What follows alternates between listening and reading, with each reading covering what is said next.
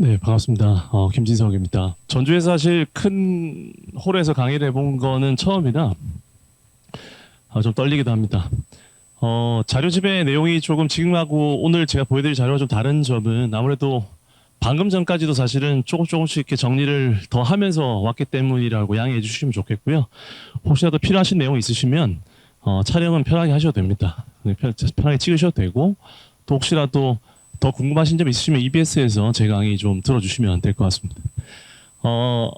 이거를 그런데 적어도 7월 초까지는 어디 올리진 마십시오. 네. 장사 이렇게 올리기 전까지는. 왜냐면 제가 다음 주 월요일 촬영에 쓸 내용들이 많이 담겨 있습니다. 아직 오픈하지 않은 건데 처음으로 이렇게 오픈하는 거라 그래서 뭐 대단한 건 아니지만 그 부분 좀 양해해 주시면 좋겠고 미리 하나 더 말씀드리면 올해가 사실 사망 선생님들이 다 아실 텐데 굉장히 올해 힘든 해입니다. 언제는 뭐 안 그랬겠냐마는 굉장히 힘든 해고 그래서 사실 제가 어떤 강의를 하든 간에 항상 이렇게 희망적인 부분을 좀 전달해 드리려고 노력을 하는 편인데 솔직히 말씀드리면 오늘 그렇게 쉽지는 않을 것 같습니다. 네, 그걸 먼저 전제로 깔아야 된다는 사실이 좀 슬프기도 한데 매번 자료를 준비하고 또 다른 강의를 준비할 때마다 사실은 지금도 여전히 마찬가지로 고민하는 그겁니다. 어디 빈틈이 없을까? 네, 그 빈틈을 찾기 위해서 노력하고 있는데 생각보다는 그렇게 만만치는 않은 것 같습니다. 수시 지원 전략 강의 시작하겠습니다. 대입 전형과 관련된 내용을 먼저 말씀드릴게요. 오늘 어쨌든 2026에 대한 부분을 말씀드리겠지만 어쨌든 지금까지 나와 있는 최신 자료를 바탕으로 해서 그 흐름을 전달 드리는 게 좋을 것 같아서 몇 가지 추가적으로 말씀드리도록 하겠습니다.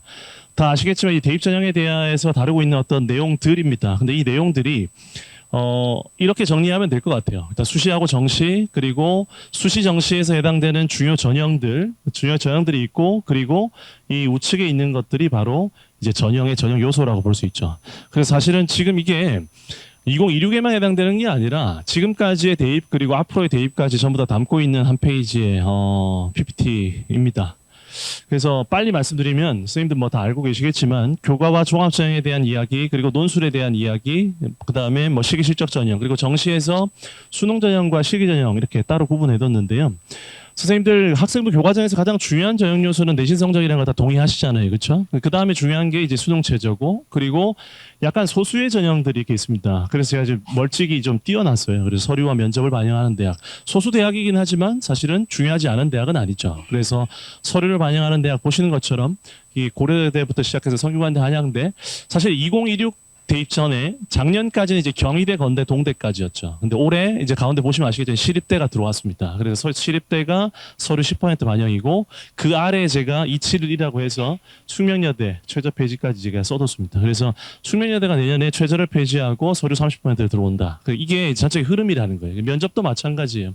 가천대, 명지대를 비롯해서 소위 수도권의 중하위권 대학들 중심으로 해서 면접을 실시하는 교과정에서 실시하는 대학들이 많이 있고 그리고 교대들 중에서도 이제 서울교대와 경인교대가 교과전형에서 면접을 실시합니다.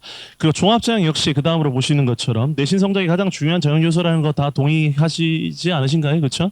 각 학교에서도 일정 수준의 성적을 가진 친구들이 이 대학을 쓰는 거잖아요. 그래서 성적이 없이 서류만 가지고 뭔가를 할 수 있다는 환상을 가지는 아이들이 요즘 좀 줄어든 것 같아요. 네, 그런 부분들 한 번 더 말씀드리고 역시나 이제 서류와 면접이 추가됐을 때 조금 더 자연스럽게 아이들이 전형을 도전할 수 있다라는 거. 그리고 역시나 교과정에서 서류와 면접이라는 것이 마이너한 약간 좀 이렇게 소수의 전형 요소긴 하지만 이런 대학들이 있는 것처럼 역시나 종합전형에서도 흉악한 대학들이 수능 최저를 걸고 있습니다. 스카이를 비롯해서 한양대, 이대, 홍대 그리고 그 아래 보시는 것처럼 2027에서 중앙대가 성장형 인재를 신설했고 성균관대가 이제 여기 보시는 것처럼 융합형 인재가 원래 최저가 없었는데 2027에 최저를 신설합니다. 물론 올해 얘기는 아니에요. 노란색은 올해 얘기는 아닙니다. 그리고 숭실대 역시 이제 서류형을 신설하고 일반 서강대가 일반 2를 신설하는 이것도 역시 2027에 대한 이야기입니다.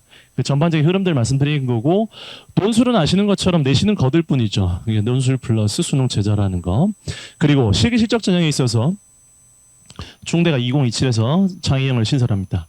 자, 실기 실적 전형 같은 경우는 이제 이 실기 전형이 이제 메인이 되겠고 소수의 이제 실적 전형이 있는데 수시와 정시에서 실기 실적 전형들이 가지고 있는 어떤 비율을 보면 수시가 4분의 3 그리고 정시가 4분의 1 수준입니다. 그런데 선생님들 지금 반에 있는 아이들이 반에 있는 아이들이 실기를 준비하는 녀석들이 있잖아요. 근데 그 친구들이 어디에 초점을 두고 있나요? 공부에 초점을 두고 있습니까? 실기에 초점을 두고 있습니까? 10중 8구는 실기에 초점을 두고 있죠. 그렇죠? 근데 10중 8구가 실기에 초점을 두고 있는데 그 친구들은 수시로 가기가 힘듭니다. 왜? 수시에 있어서도 우리가 선호하는 대학들은 학생부 교과전형과 종합전형적인 요소를 잘 갖춰야 실기로도 흔히 얘기하는 선호대학을 가기가 수월하기 때문에 그렇습니다. 그래서 학교 성적이나 생활이 제대로 되어 있지 않으면 수시에 있어서도 특히 미술체육 같은 경우는 성공하기 쉽지가 않다. 정시도 역시 마찬가지죠. 정시에서 먼저 수능 전형도 역시 마찬가지입니다. 수능 성적 이외에 다른 학생부와 같은 요소들이 계속 추가되고 있다. 그래서 23만 대입에서 서울대, 24 대입에서 고대, 그리고 올해 2026 대입에서 연대, 그리고 한양대, 성대, 그리고 내년에 동국대, 덕성여대, 성균관대가 또 성균관대가 하나 더 써 있죠, 그렇죠? 올해는 성대가 사범대에서 학생부를 반영하는데 내년에는 성균관대가 사범대를 종합 전형으로 정시에서 선발합니다. 종합 전형으로. 그래서 수능 체제로 3합 6을 걸고 있어요, 내년에. 그 다음에 2028에서 건국대, 2028에서 건대는 확실히 밝혔죠. 그런데 이제 확실히 이제 오피셜로 밝히지 않은 대학 중에서도 실제로 여러분들이 알만한 흔히 얘기하는 선호대학 중에서도 정시에서 학생부를 반영하겠다고 밝힌 대학들이 있죠. 선생님도 아실 거라 봅니다. 그 다음에 실기 실적전에서 말씀드리고 싶은 게 이겁니다. 저도 사실은 아이들 맡았을 때 항상 첫날에 만나서 예체능 하는 아이들만 따로 남깁니다. 그래서 제가 하는 말이 딱 이거예요. 너희 지금 실기 준비하잖아. 성적이 안 되면 실기 없는 대학 간다. 이게 어떤 의미인지 아실 겁니다. 실기를 아무리 열심히 해도 아이들이 쓸 수 있는 대학이 안 생겨요. 성적이 안 되면. 이건 마치 뭐와 같냐. 종합전형에서 내신 성적이 1번인 것과 그 원리가 똑같습니다. 종합성적에서도 저는 이렇게 얘기하거든요. 내신 성적이 지원 가능 대학의 범주를 결정한다. 실기 전형에 있어서도 성적이 지원 가능 대학의 범주를 결정하고 그 다음에 서류와 면접이 합부를 결정하는 종합전형처럼 실기가 합부를 결정한다. 저는 1번이 성적이라 봅니다. 1번이 학교 생활이고 그 원칙 자체는 앞으로도 변하지 않을 거라 보이고 올해 대입 역시 마찬가지라는 부분 말씀드립니다. 자, 전국 고등학교 현황에 대한 이야기입니다. 전국 고등학교 현황 보시면 제가 말씀드리고 싶은 건 이 부분입니다. 사실 이게 수도권 학생들이 됐던 또는 뭐 비수도권 학생이 됐던 똑같은 상황인데 어떤 게 똑같은 상황이냐. 수도권에 있는 아이들이 49%라는 겁니다. 고등학교 1, 2, 3학년 학생 전체 비율이 수도권 합계가 이렇게 돼요. 서울, 인천, 경기가 고 1, 2, 3이 40% 초반입니다. 이건 중학생도 똑같아요. 그러니까 이 수도권의 아이들이 절반이구나. 그 이 절반의 아이들은 어디 있는 대학 가고 싶어 하죠? 자기 동네에 있는 대학 가고 싶어 합니다. 그런데 이 전주에 있는 친구들은요? 저기 가고 싶어 하잖아요. 많은 아이들이. 공부 잘하는 친구들은 저기 있는 대학 가고 싶어 하잖아요. 이 지방에 있는 대학은 그럼 어떡합니까? 지금 그런 상황이 너무 당연한 거예요. 그래서 지방에 있는 대학이 뭘 잘못한 게 아니라 지금 인구 구조상도 그렇고 수도권 쏠림 자체가 너무 크다 보니까 이 흐름이 이어지고 있다는 거예요. 이걸 왜 말씀드리느냐. 선생님들 재직하고 계신 학교들 있죠. 지금 이게 25년 4월 정보 공시를 바탕으로 해서 써서 그 학교 알림이에 있는 전국 자료를 엑셀로 다시 정리한 자료입니다. 이게 뭐냐면 지금 올해 4월이죠. 올해 4월 기준으로 했을 때 고1이 2,400개 학교가 있는데 고등학교가 그중에 고등학교 1학년 평균이 174명이에요. 2학년 평균이 176명, 고3 평균이 183명. 아, 역시 황금돼지 때는 좀 다르죠. 그렇죠? 그래서 고3 아이들이 조금 많다. 그다음에 이거 한번 보시죠. 이거 전국에 2,400개 학교 중에 400명 이상 학교도 있고 300명 이상 학교, 200명 이상 학교가 이 정도가 있구나. 그럼 우리 학교는 어떨까라는 거예요. 그래서 우리 호남에서 전북 지역 같은 경우는 약 3점 후반 정도의 비율을 매해 차지하고 있고 전국 17개 시도 중에서도 9번째 수준이다라고 보시면 되겠습니다. 그다음에 최다와 최소를 가져와 봤습니다. 사실은 이 전북 지역 전체를 어쨌든 뭐 대상으로 한 강의이기 때문에 어떻게 숫자를 한번 가져볼까 했는데 최다인 학교, 학생 숫자가 최다인 학교들 올해 고3 기준으로 해서요. 최다인 학교, 최소인 학교 보이시죠? 그래서 사실 한번 여쭤보고 싶었어요, 선생님. 여기 오른쪽 페이지에 있는 학교에서 오신 분 계신가요? 안 계시죠? 그렇죠? 근데 계셨으면 제가 상자라도 하나 두고 위로금이라도 드려야 된다. 농담이 아니라. 예, 그 정도로 사실 어려운 학교들이 있습니다. 학생 수가 당연히 학급 수는 한 반이고요. 학생 수가 이렇습니다. 사실은. 이런 학교들이 있다라는 거예요. 우리 지역에도. 그런데 반대로 여기 보시면 아시겠지만 제가 시군구를 일부러 써왔어요. 다 전주예요. 아니면 군산, 익산 좀 껴있는 거죠. 지금 분위기 자체가. 그래서 여기 우리 동네가 확실히 학생 수가 많긴 하구나. 그리고 아까 방금 보여드렸던 것처럼 보이시죠? 우리 학교가 도대체 몇 등 정도 할까? 학생 숫자로 봤을 때 그 등수를 써놨습니다. 옆에. 학생 숫자 등수예요? 이게 뭐 학교가 좋다 안 좋다가 아니고요. 학생 숫자로. 야, 우리 학교가 전국에서 200등, 400등 이렇게 숫자로 학생 숫자로 봤을 때 이렇게 되는구나. 제가 이걸 왜 가져왔을까요, 선생님? 우리 학교가 이 정도 규모를 가지고 있기 때문에 무엇을 할 수 있을까? 또는 어떤 게 중심이 돼야 될까? 라는 부분은 꼭 한번 생각해 보셨으면 좋겠다는 겁니다. 다 알고 계실 겁니다. 그래서 사실 여기 오면서도 당연히 이쪽 왼쪽 페이지에 있는 학교 선생님들이 많이 오셨을 거라고 생각했기 때문에 그래서 교과 전형도 설명을 드리는 거예요. 그렇지 않으면 제가 교과 전형을 설명드릴 필요가 없어요, 사실은. 네. 그래서 지역에 맞게 그런 말씀을 드리는 이유가 그런 것들을 우리가 또 알고 계셔야 된다라는 거죠. 학교장 추천 전형입니다. 이제 교과 전형에서 제일 먼저 시작하는 게 이제 수도권에 있는 학교장 추천 전형입니다. 그래서 제가 교과 전형을 얘기하면서 지역에 있는 대학들을 가져오진 않았고요. 그리고 그냥 수도권에 있는 학교장 추천 전형에 대한 이야기만 해보겠습니다. 그런데 이 말씀을 드리려면 2024학년도 대입에 대한 이해를 꼭 하셔야 됩니다. 2024 대입.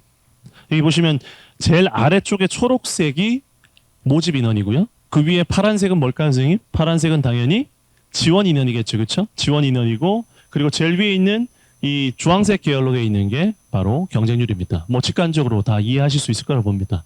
그런데 여기 나와 있는 이 숫자들 중에서 여기 이제 모집 인원 자체도 그렇고 지원 인원도 이런데 경쟁률 딱 보시면 2024 대입에서 경쟁률이 확 꺾었다는 게 보이시죠? 그리고 2025 대입에서 이 경쟁률이 회복됐다. 어느 정도 회복됐다라고 보는 게 맞습니다. 그리고 2024 대입이 왜 이런 상황이 생겼느냐? 23년에 고3 담임하신 분, 23년에 재작년에 이때 9월 모평이 어려웠습니다. 9월 모평. 그리고 24학년도 대입이 역대 모든 대입 중에 학생 숫자가 가장 적었습니다. 39만 3천이었어요. 역대. 작년 2025 대입이 40만 3천, 올해 44만입니다. 그래서 39만 3천, 40만이 안 됐던 첫 해였어요, 그때가. 앞으로 이제 그런 일이 벌어지겠죠. 그래서 이 해 아이들이 어떤 스탠스였나, 기본적으로. 고3 올라왔을 때부터 이미, 야, 우리들은 절대적인 숫자가 적기 때문에 기본적으로 내신 성적이 더 그 전에 2023 대입에 비해서 더 낫다. 더 낫다. 그런 인식이 있었고, 하지만 그럼에도 불구하고 우리가 만약에 수능 최저라도 잘 맞출 수 있으면 아마도 그래도 좀 내가 사양 지원해서 수능 최저 충족해서 내 낮은 내신 성적을 극복할 수 있겠지라는 희망을 그래도 제가 불어넣었었어요, 아이들한테. 열심히 공부하라고 지금 이 시기에. 그런데 9월 모평이 국어와 영어가 어려웠습니다.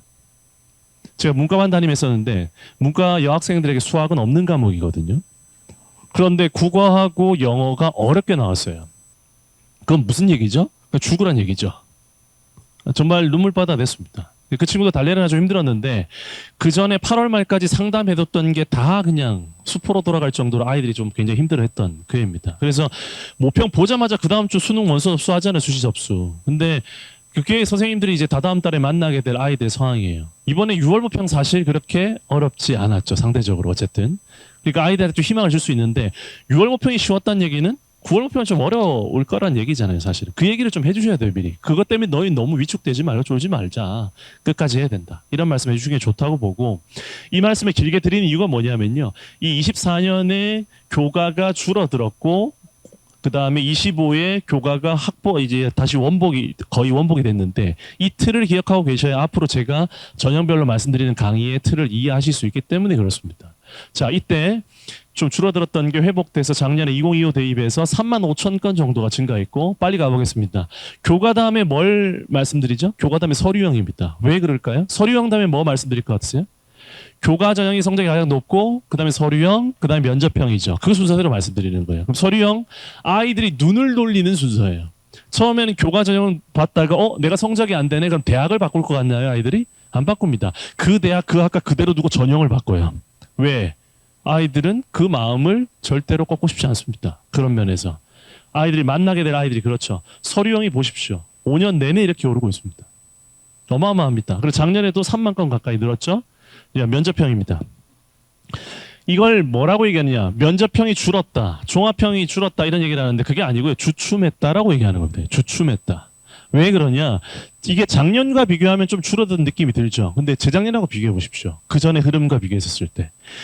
이 해가 굉장히 높았던 이유는 뭐죠, 선생님? 교과 전형 쓸 수가 없었잖아요. 그 아이들이 어디로 눈을 돌린 거죠? 서류형으로 면접형으로 눈을 돌린 겁니다. 2024 대입에서. 그리고 2025 대입에서 교과와 서류형은 여전히 증가하고 면접은 높은 수준에서 약간 주춤했다라고 얘기하는 게 저는 맞다고 봅니다. 그게 34,000건이고요. 수도권만 본 겁니다. 마지막으로 나온 게 논술 전형이죠. 이해 논술을 쓴 수도권만입니다. 여기 뭐가 빠졌죠? 연대 미래라든지 연대 미래 캠퍼스라 아니 죄송해요. 연대가 미래 캠퍼스 맞죠? 그다음에 고대 세종, 홍대 세종, 한국기술교육대, 그다음에 부산대, 경북대 빠진 숫자예요. 근데 이미 50만 건이잖아요. 근데 이때 아이들이 쓰는 평균 건수가 보통 한 4.7에서 4.8장입니다. 원서 접수를. 그럼 이 얘기 무슨 얘기냐?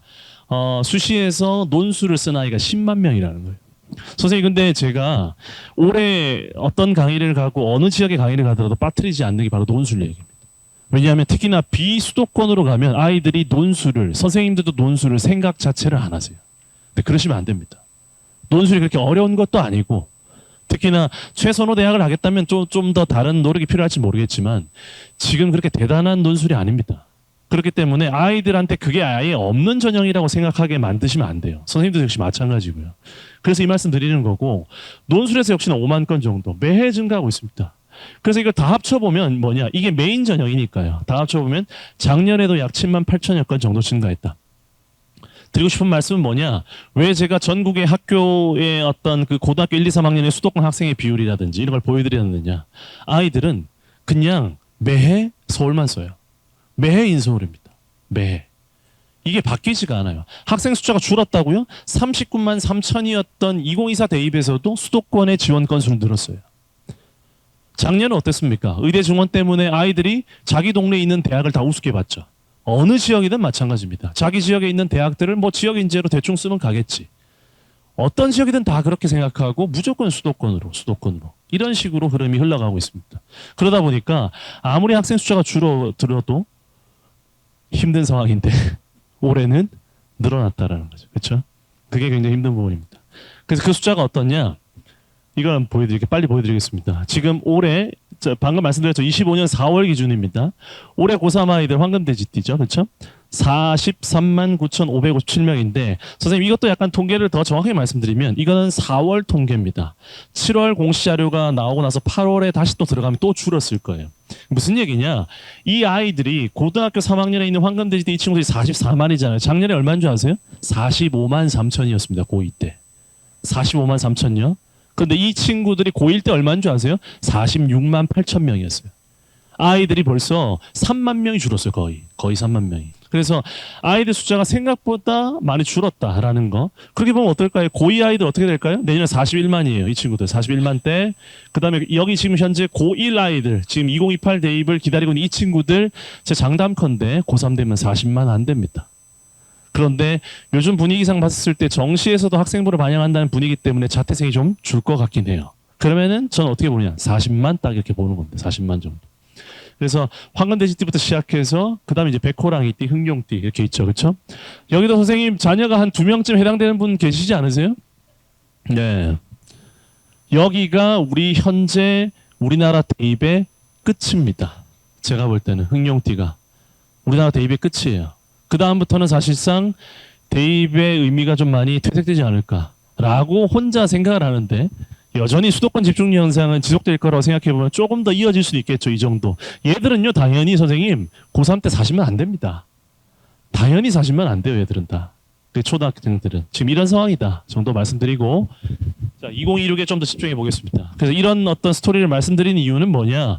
결국 올해 보통 이제 강의를 시작할 때 초반에 올해 2026은 이렇다라고 한 판을 보여주신 분들이 계시잖아요. 그렇죠? 저는 이제 이 말씀을 드리려고 이런저런 얘기를 드린 겁니다. 그래서 올해 고3 아이들은 작년에 비해서 33,788명 증가했다. 4월 기준으로 봤을 때. 그런데 기존의 매스컴들 언론 들어보시면 아시겠지만 전부 다 뭐 10% 이상 증가한다 이런 얘기를 하잖아요. 저는 그걸 작년부터 헛소리다 거짓말이라고 얘기하고 있었어요. 왜냐하면 저는 이 자료를 10년 넘게 정리를 해봤거든요. 매해 줄어요 아이들이. 너무 겁을 주는 거예요. 근데 제가 기껏 드릴 수 있는 희망이 뭐냐 10% 이상이 아니고 8% 남짓일 것 같아요. 이 정도의 희망 저도 드립니다. 그러면 이제 3만 3천 건 정도 3만 4천 건 정도 건이라는 표현이 이상하네요. 학생 숫자가 증가하는데 문제는 뭐냐 사실은 이 학생들이 다 수능을 보는 건 아니거든요. 그렇잖아요. 이건 그냥 고3 전체 특성하고 특목고 전부 다 합쳐서 나온 숫자이기 때문에 학생 숫자일 뿐인 겁니다. 근데 2026 대입을 놓고 봤을 때 몇 가지 한번 말씀을 드려보겠습니다. 재학생이 증가되고 있고, 그리고 사탐런에 대한 이야기가 있습니다. 그리고 무전공 확대에 대한 표현을 쓰는데 이것도 오해가 있다는 부분을 꼭 말씀드릴게요. 사람들은 너무나 그 전체적인 어떤 이야기를 얼핏 듣고 대충 얘기하길 좋아해요. 근데 저는 이제 그런 걸 좀 싫어해서 보면은 나중에 보여드리겠지만 한 2페이지, 3페이지 보여드리는데 그거를 한 2주 정리한 것 같아요. 왜냐면은 올해 걸 얘기하려면 작년 걸 알아야 돼요. 그리고 올해 걸 얘기하려면 내년 것도 알아야 됩니다. 시행 계획까지. 그래서 그 사탐론뿐만 아니라 무전공에 대한 얘기도 좀 이따 말씀드리고, 이제 의대 원복에 대해서는 이미 뭐 여기 이제 얼마 전에 이제 의대 강의를 하신 걸 알고 있습니다. 그래서 전혀 말씀을 드리고 싶지 않고요. 그 다음에 종합의 교과와, 아까도 말씀드렸던 것처럼 종합전형은 교과 성적이 핵심입니다. 평가 요소에서, 그러니까 기본적으로 학생부에서 대학이 볼 수 있는 어떤 그 항목 자체 줄어들다 보니까, 게다가 선생님들의 어마어마한 노력으로 굉장히 아이들의 서류 자체가 기본적으로 약간 상향 평준화가 되어가고 있기 때문에 대학들 입장에서는 성적을 조금 더 볼 수밖에 없는 상황인 건 맞는 것 같습니다. 거기에 더해서 뭐죠? 요즘 핵심은 이제 교육과정이라고 볼 수 있습니다. 자, 수도권 집중 여전하다는 이야기 계속 말씀드렸고요. 하나씩 살펴보겠습니다. 재학생 증가. 여기 제가 34,000명 정도로 얘기를 했는데 실제로 제가 볼 때는 고3은 작게는 25,000대에서 많게는 한 28,000명 정도 수능 기준입니다. 그래서 제가 볼 때는 결국은 보면은 우리 재학생 중에 수능을 보는 학생은 한 25,000에서 28,000 사이가 증가될 것이다 라고 짐작이 되고, 그 다음에 N수행은 제가 물음표를 해놨죠. 선생님들 6월 모평에 사실 채점 자료가 사실 오늘이라도 나왔으면 좋았을 텐데 아마도 다음 주 월요일쯤 나올 것 같아요. 그래서 그 자료를 제가 보여드릴 수는 없고 당연히 모르니까. 근데 기존의 어떤 여러 해들의 어떤 자료를 봤을 때 응시생과 그 다음에 실제로 접수한 사람과 응시생 사이의 어떤 비율을 보면은 대충 짐작은 할 수 있겠죠. 실제로 6월 모평 같은 경우는 최근 5년치를 살펴보면 접수한 학생의 85% 정도 응시를 해요. 이것도 결실을 합니다. 이것들이. 예. 좀 혼내고 싶어요, 아주. 근데 그걸 이제 바탕으로 생각해 보면 이번에 9만 명 정도가 접수했다고 했죠. N수행이. 그렇죠? 그리고 그 숫자가 작년에 비해서 약 1,100 몇십 명 정도가 증가했다고 알려져 있습니다. 그런데 저는 올해 초부터 계속 주장하는 게 N수행은 줄 거다였어요. 왜냐하면 의대는 당연히 원복될 거라고 제 마음속으로 생각하고 있었고, 그리고 소위 반수생들이 더 이상 늘기 힘들 거 상황이다. 그래서 저는 올해 수능은 N수행이 좀 줄 거다라고 저는 생각하는 입장입니다. 실제로. 그런데 그건 이제 제 입장이고 제 나름의 어떤 데이터를 바탕으로 해서 말씀드리는 건데 사실은 바람이 좀 담겨 있어요. 올해 황금 대시 너무 불쌍해가지고요. 그래서 한 N수행이 한 7,000명만 줄어서 좋겠습니다. 제 마음은 그렇습니다. 그래서 얼마나 줄지는 모르겠는데 개인적으로 좀 줄 것 같다라는 게 제 생각입니다. 근데 이게 이 25,000 증가되는 이 숫자하고 비교했을 때 어느 정도인지 모르겠지만 N수행이 준다라는 건 굉장히 좋은 소식이긴 하겠죠. 사탐론에 대한 이야기입니다. 과탐 중상위권 아이들이 어려워집니다. 당연하죠. 과탐 중에 누가 옮겨가겠습니까? 3, 4등급 이하의 아이들이 옮겨가게 됐을 때 모집단의 숫자가, 과탐을 보는 아이들의 학생 숫자가 줄어드니까 당연히 1등급의 숫자도 줄어들 가능성이 생기겠죠. 그러다 보면은 아무래도 중상위권 모두 어려움이 심화될 것 같고, 근데 사탐의 상위권은 분명히 유리한데, 근데 사탐에서 저는 한 2등급 바닥선에 해당하는 아이들부터 시작해서 한 4등급까지 아이들은 조금 위험할 수 있다라는 얘기를 많이 하시는데 전 중립입니다. 이 중립이라는 표현은 뭐냐? 네가 공부하기에 달려있다라는 겁니다. 왜냐? 사탐의 학생 숫자가 늘어난다는 얘기는 각 등급의 그 등급을 받을 수 있는 학생 숫자도 늘어난다는 얘기잖아요. 일반적으로 봤을 때. 그럼 네가 하기 나름이지. 네가 해야 될 등급, 도전해야 될 등급이 어디냐라는 게 핵심이 아닐까 싶고요. 솔직히 얘기하면 문과 아이들한테는 좀 불리하다고 생각합니다. 공부 안 하는 아이들이 너무 어설프게 하는 친구들이 많아서요. 그래서 저는 이걸 정시에 과탐 필수 대학이 있느냐. 아시는 것처럼 정시 과탐 필수 대학은 사실은 서울대밖에 없습니다. 현실적으로 봤을 때. 나머지는 뭐죠? 과탐의 가산점이잖아요. 그렇기 때문에 이걸 놓고 봤을 때 정말 이게 교육적이냐 아니냐를 떠나서 아이들이 정말 올 한 해만 살고 나머지는 죽겠다. 올 한 해 나는 무조건 대학을 가야 되고, 그리고 나는 정신은 없어. 그리고 수능 최저만이 필요해. 라고 하는 그런 아이들이 있다면 사실 지금이라도 한 과목 정도는 뭐 할 수 있지 않을까라는 생각이 듭니다. 그래서 여기 이합 5, 6 라인의 미충족 증가 우려라는 표현을 왜 썼냐면요. 이거는 이제 원래 찐 문과라고 할 수 있는 아이들한테 해당되는 표현입니다. 그래서 5등급과 6등급 사이에 있는 아이들 같은 경우는 주로 최저를 어떻게 맞추죠? 절대평가인 영어와 탐구 한 과목으로 맞추는 경우가 많잖아요. 근데 그 아이들 같은 경우에는 조금 위태해질 수도 있지 않을까. 조금 위기를 맞는 친구들이 늘어날 것 같다. 그 그룹의 아이들 경우에는. 그래서 그 경희대 2합 5부터 시작해서 올해 숙대, 국민대, 숭실대 다 2합 6 라인으로 다 맞췄죠. 아래쪽으로. 그래서 그 세종대라지 단대, 인하대, 아주대, 아주대는 뭐 2합 5이긴 하지만 뭐 그런 대학들 쭉 써봤습니다. 그 다음에 이제 수능 체제가 이제 무전공학 때는 좀 이따 말씀드릴게요. 수능 체제를 완화한 대학들이 있죠. 여기 보시는 것처럼 교과에서 쭉 이런 대학들, 논술에서 뭐 최저를 완화하거나 폐지하는 대학들 다시 말씀드리겠습니다. 그 다음에 의대원복, 종합의 교과와 정시에서 이제 교과를 반영하는 대학들 증가하는 거 올해 연대, 한양대 증가하는 거 말씀드렸고요. 그 다음에 수도권 집중 여전이고 어떤 것도 쉬워 보이지 않는다는 거. 이게 좀 슬픈 이야기입니다. 그래서 저는 이제 성적 하락을 기대하기 어렵다. 아까도 사실은 차를 타고 오면서 선생님께서 질문해 주셨는데 오른다는 이야기는 너무 슬프고요. 하락을 기대하기는 어렵다. 네, 저는 이 생각입니다. 좀 보수적으로 접근하고 싶어요. 그래서 아이들은 어떠냐?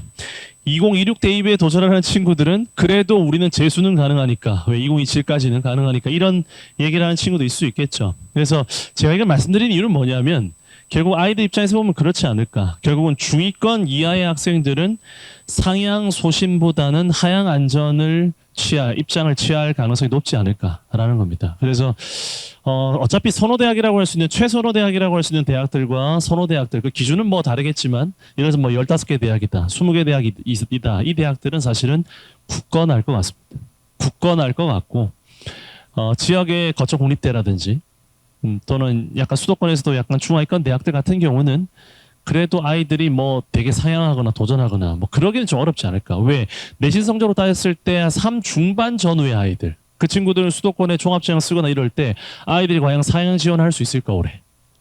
마음 자체가 그렇게 쉽지가 않을 것 같아요. 왜 그러냐? 아까 10%가 아니라 8.3%라는 제가 말씀도 드렸지만 실제로 지금 전국적으로 퍼져 있는 어떤 그 느낌 자체가 뭐냐? 전반적으로 올해 어렵다 입시가. 쉽지 않을 거다. 황금돼지띠다. 이 얘기가 전반적으로 다 퍼져 있거든요. 근데 그게 누구한테 가장 타격을 입힐까라고 생각해 보면 어차피 선호대학은 굳건할 거다. 별 상관이 없을 거라고 보이고 중위권 대학들 뭐 20개가 아니라 25개 전후 그 이하의 대학들 거쳐 공립대를 포함한 대학들에서 어찌 보면 약간의 기회가 있지 않을까라는 생각해 봅니다.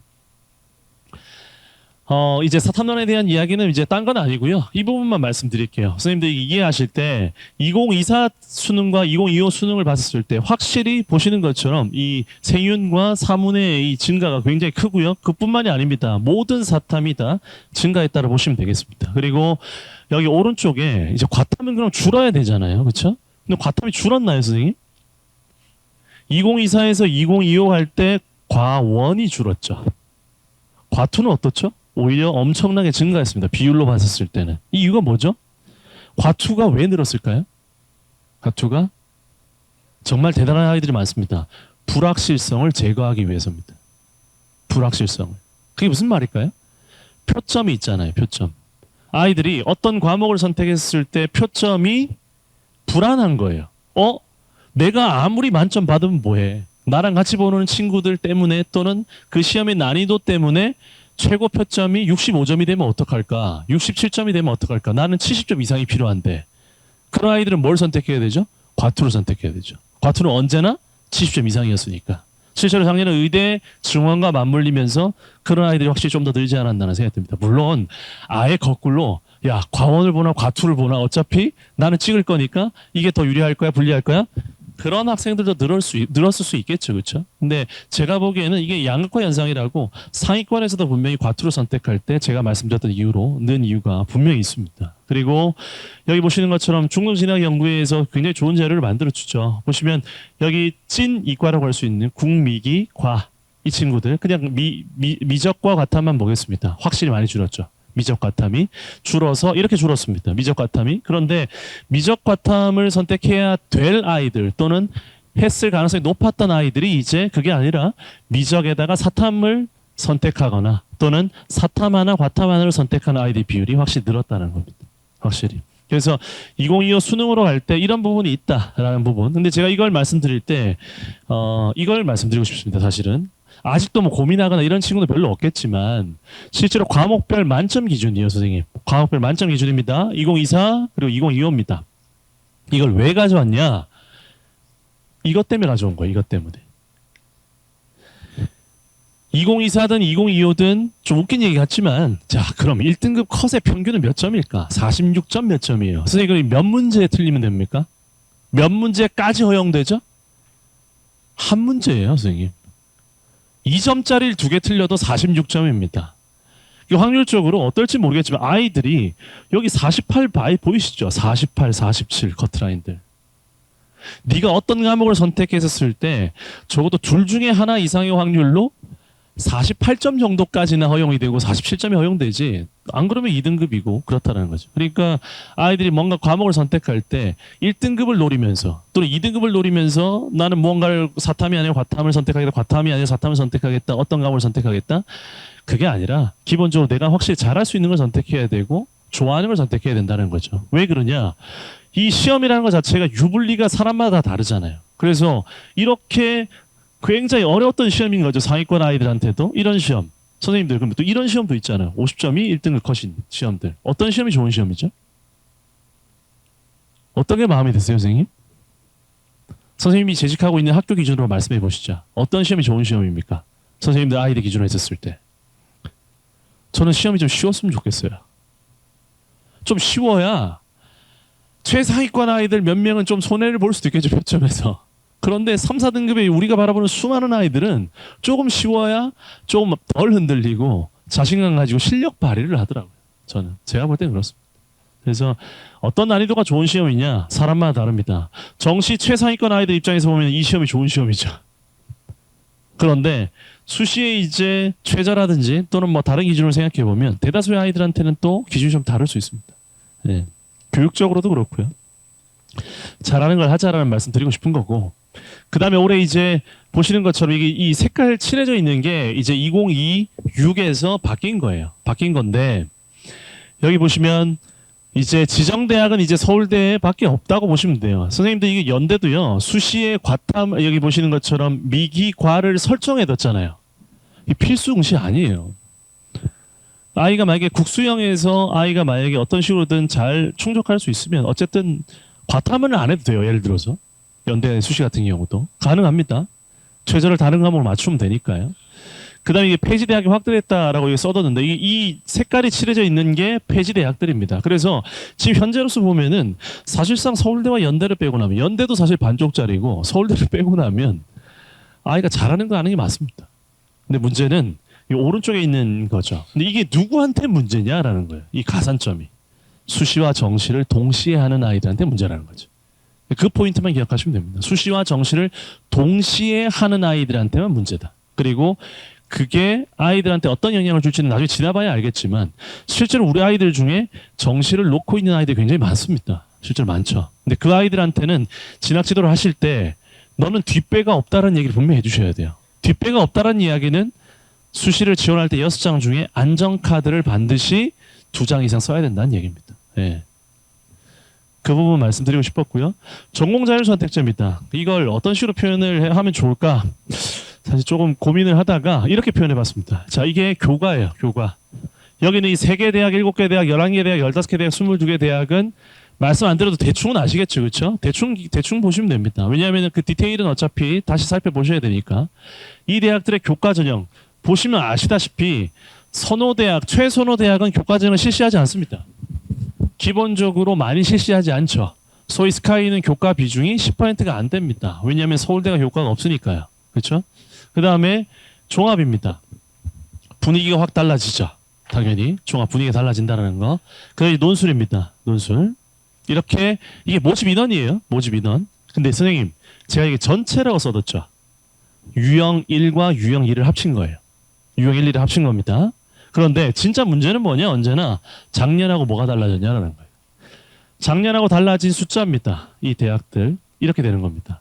교과는 사실은 숫자가 큰 변화가 없죠. 이렇게 보시면. 그죠? 근데 이미 아시겠지만 교과가 왜 늘었을까요? 연대가 진리 자유를 신설했잖아요. 그래서 스카이에서 다 늘었어요. 교과도 늘고 종합도 늘고 논술도 늘었어요. 왜? 연대가 진리자료를 신설했으니까. 그 다음에 여기 보시면 여기 종합이 좀 늘었네요. 크게. 종합이 좀 늘고 여기는 종합이 또 엄청 줄었네요. 11개 대학에서는. 이 대학에 어떤 키포인트가 있는지. 제가 보통 이런 숫자들을 정리를 할 때 숫자를 막 정리한 다음에 그래프를 막 그려보고 그 다음에 보통 제가 관심을 가지는 건 뭐냐? 100단위 이상이에요. 왜냐하면 이거는 의미가 좀 있거든요. 보통은. 어떤 대학이 됐든 어떤 그룹이 됐든 간에. 그래서 이걸 전체를 놓고 봤을 때 그렇고요. 이제 유형 1을 먼저 보여드릴게요. 유형 1은 이렇습니다. 유형 1은 이제 말 그대로 이제 아이들이 무슨 과든 다 선택할 수 있는 거잖아요. 자격증 주는 과 빼고 뭐 메디컬, 사범 또는 예체능 정도 빼고. 근데 신기하게도 예체능조차도 유형 1을 실시하는 대학들도 있습니다. 자, 그래서 여기 보시면 이렇게 있고요. 교과, 종합, 그 다음에 논술 이렇게 있습니다. 선발 인원 자체가 유형 1. 그리고 실제로 이제 이게 중요한 거죠. 작년하고 비교했을 때 교과가 왜 늘었다고요, 선생님? 연대가 신설했으니까. 그리고 종합도 늘었고요. 논술도 그렇습니다. 실제로 보면 그렇게 크게 변화는 없는 것 같아요. 연대 여기 보시면 연대예요. 이거 연대라고 생각하시면 됩니다. 사실은. 그런데 좀 디테일하게 살펴보면 이게 다 설명드리기 좀 그렇고요. 보시면 고대도 이제 학부대학이라는 게 있죠. 학업 수영, 그다음에 논술 8명. 이 숫자입니다. 연대 진리자료 넘어가겠습니다. 이런 것들은 넘어가고요. 그다음에 한양대, 이대 경희대 있을 때 이대도요. 스크랜튼을 여기 보시면 서류를 좀 줄이고 올해 이대가 면접을 신설했잖아요. 면접을 좀 늘렸다라는 거. 이런 게 있고 그다음에 이제 외대가 좀 문제가 있습니다. 문제가 있다는 게 뭐냐면은 굉장히 큰 변화가 있어요. 그래서 외대 같은 경우는 여기 보시면 숫자가 별로 논술은 큰 차이가 없잖아요. 유형 2에서 제가 말씀드릴게요. 그다음에 시립대 같은 경우는 원래 종합 전형으로 있던 걸 교과로 전환했습니다. 그래서 여기 보시면 종합에 있던 걸 교과로 전환해서 종합이 좀 줄어드는 거예요. 그다음에 홍대가 논술 도입했죠. 보십시오. 논 숫자 보이시죠? 홍대가 논술 도입했기 때문에 저 숫자가 나오는 겁니다. 그래서 어떤 포인트들이 조금 있다. 그다음에 이제 국민대, 세종대, 명지대 여기 이제 제일 끝부분에 있는 라인인데 이게 이 숫자로만 보면 큰 차이가 없는 것 같은데 재밌게도 국민대가 자유전공 AB와 미래융합 AB에서 각각 30명, 70명, 70명, 200명을 선발을 하는데 다 교과예요. 교과. 그럼 교과가 좀 늘어나야 되잖아요. 근데 교과가 줄었죠. 왜 줄었을까? 세종대가 교과를 줄이고요. 명지대도 교과를 좀 줄여요.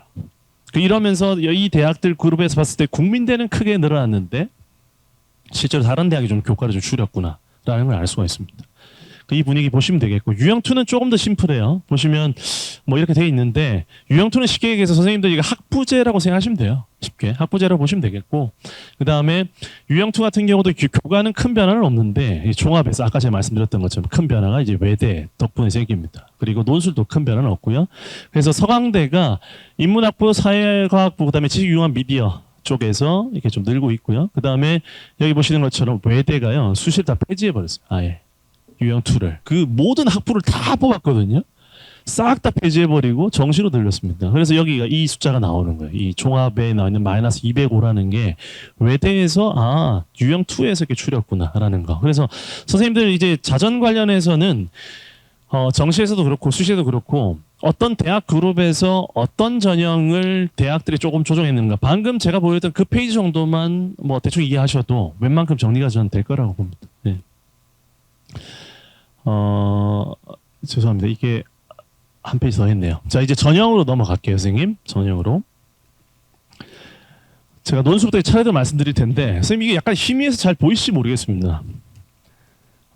색깔을 먼저 말씀드리면, 여기 2023이 이제 주황색이고요. 24가 노란색, 25가 그 다음에 이제 초록색, 26이 파란색입니다. 그래서 이 색깔을 다 계속 가져갈 거예요. 그리고 보시면 이제 모집 인원입니다, 선생님. 모집 인원. 모집 인원 3개년을 제가 바로 보여드리는 이유는 뭘까요? 그냥 비슷하다라는 거예요. 비슷하다. 근데 이제 2022 그리고 여기는 이제 모집 인원은 뭐냐면요. 여기 있는 이 대학들의 평균 모집 인원입니다. 평균 모집 인원. 그리고 2025입니다. 2025. 비슷하죠.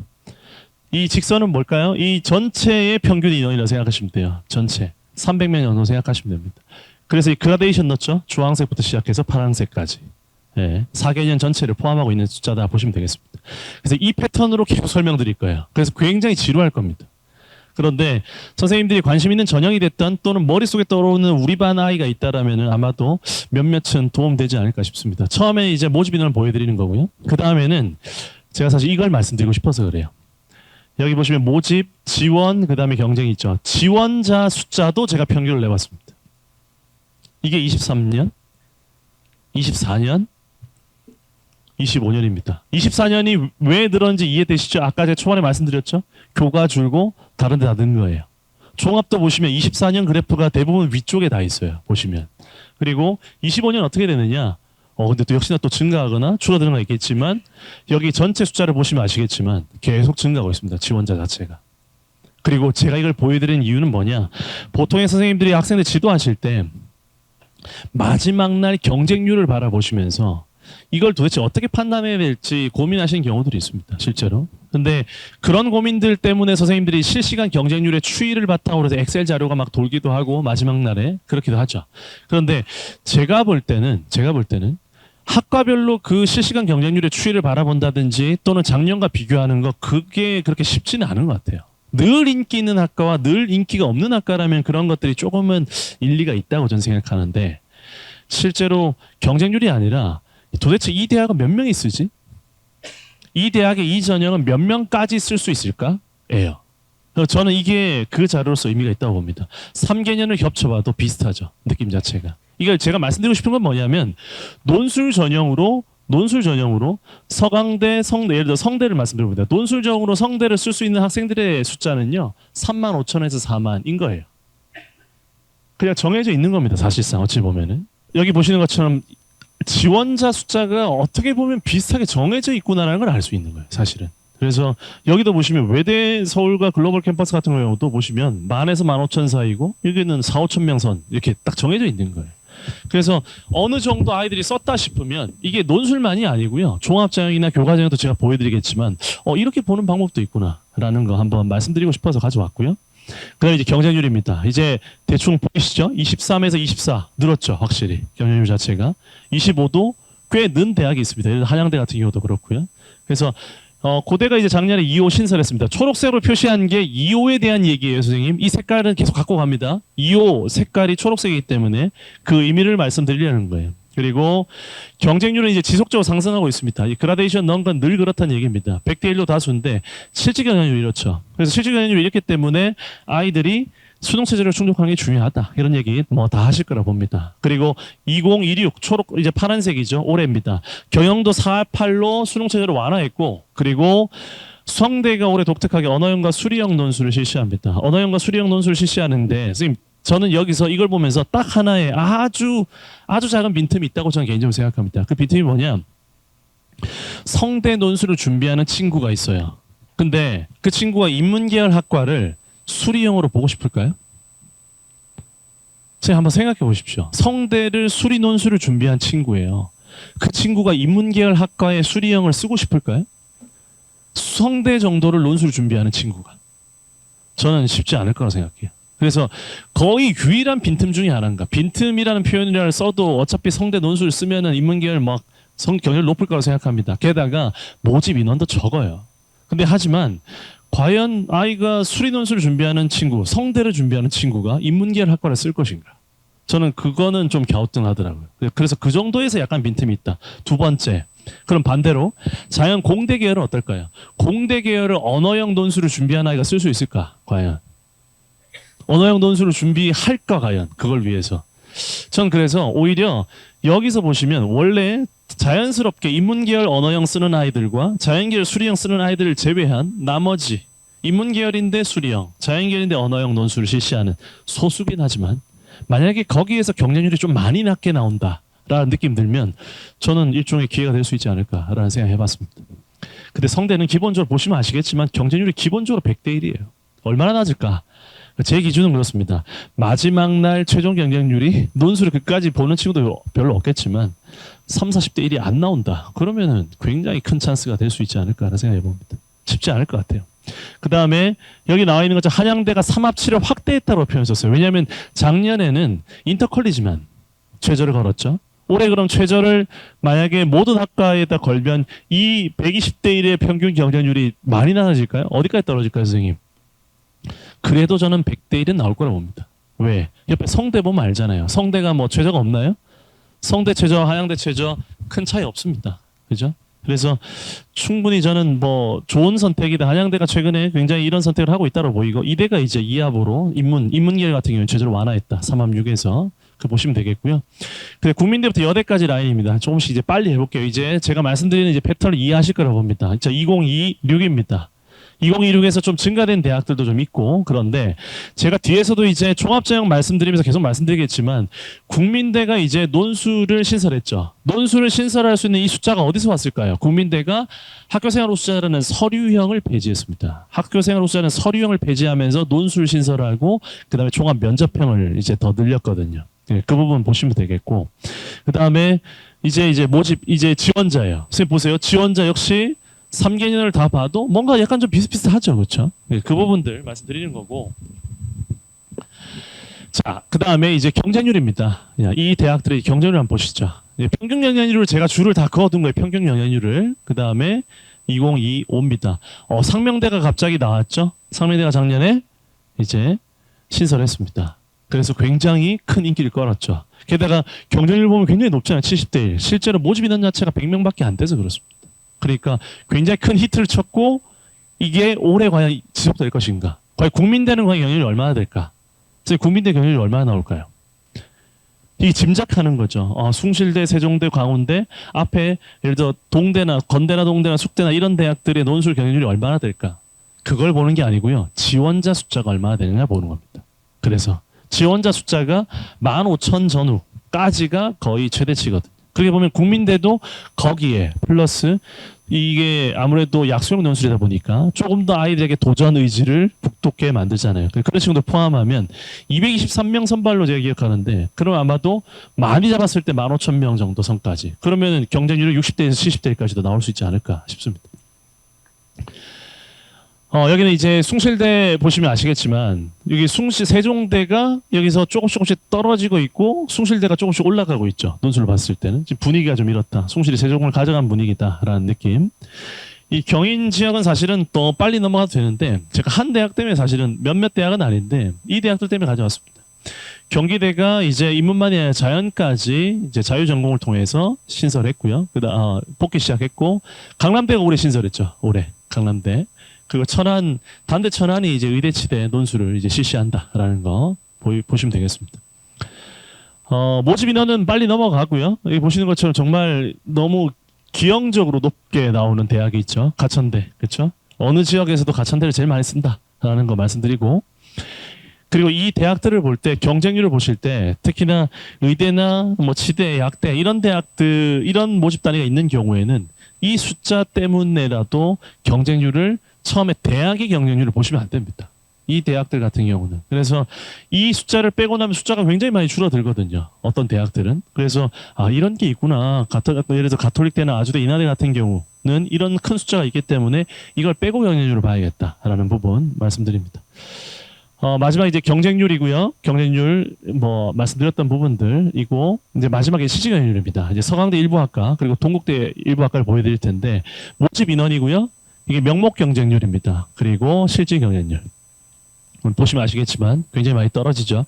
저는 그래서 이제 실제로 서강대 같은 경우는 100대 1이 30대 1이 된다. 뭐 그냥 편하게 그렇게 얘기합니다. 100대 1이 30대 1이 된다라는 부분. 그다음에 동국대 같은 경우도 일부 학과만 가져왔습니다. 서강대는 거의 전부 학과였는데 일부 학과를 이제 조금 이렇게 그룹을 나눠서 제가 가져왔는데 보시면 이게 실제로 실질 경쟁률 자체가 이렇게 낮게 떨어지는 대학들도 있다라는 부분. 그럼 실제로 논술 전형에서 5대 1이라고 실질 경쟁률이 이거 굉장히 낮은 거거든요. 그죠? 이런 것들도 있기 때문에 뭐가 중요하다? 수능 체제가 중요하다라는 부분. 당연히 논술 봐야 열심히 해야죠. 그렇죠?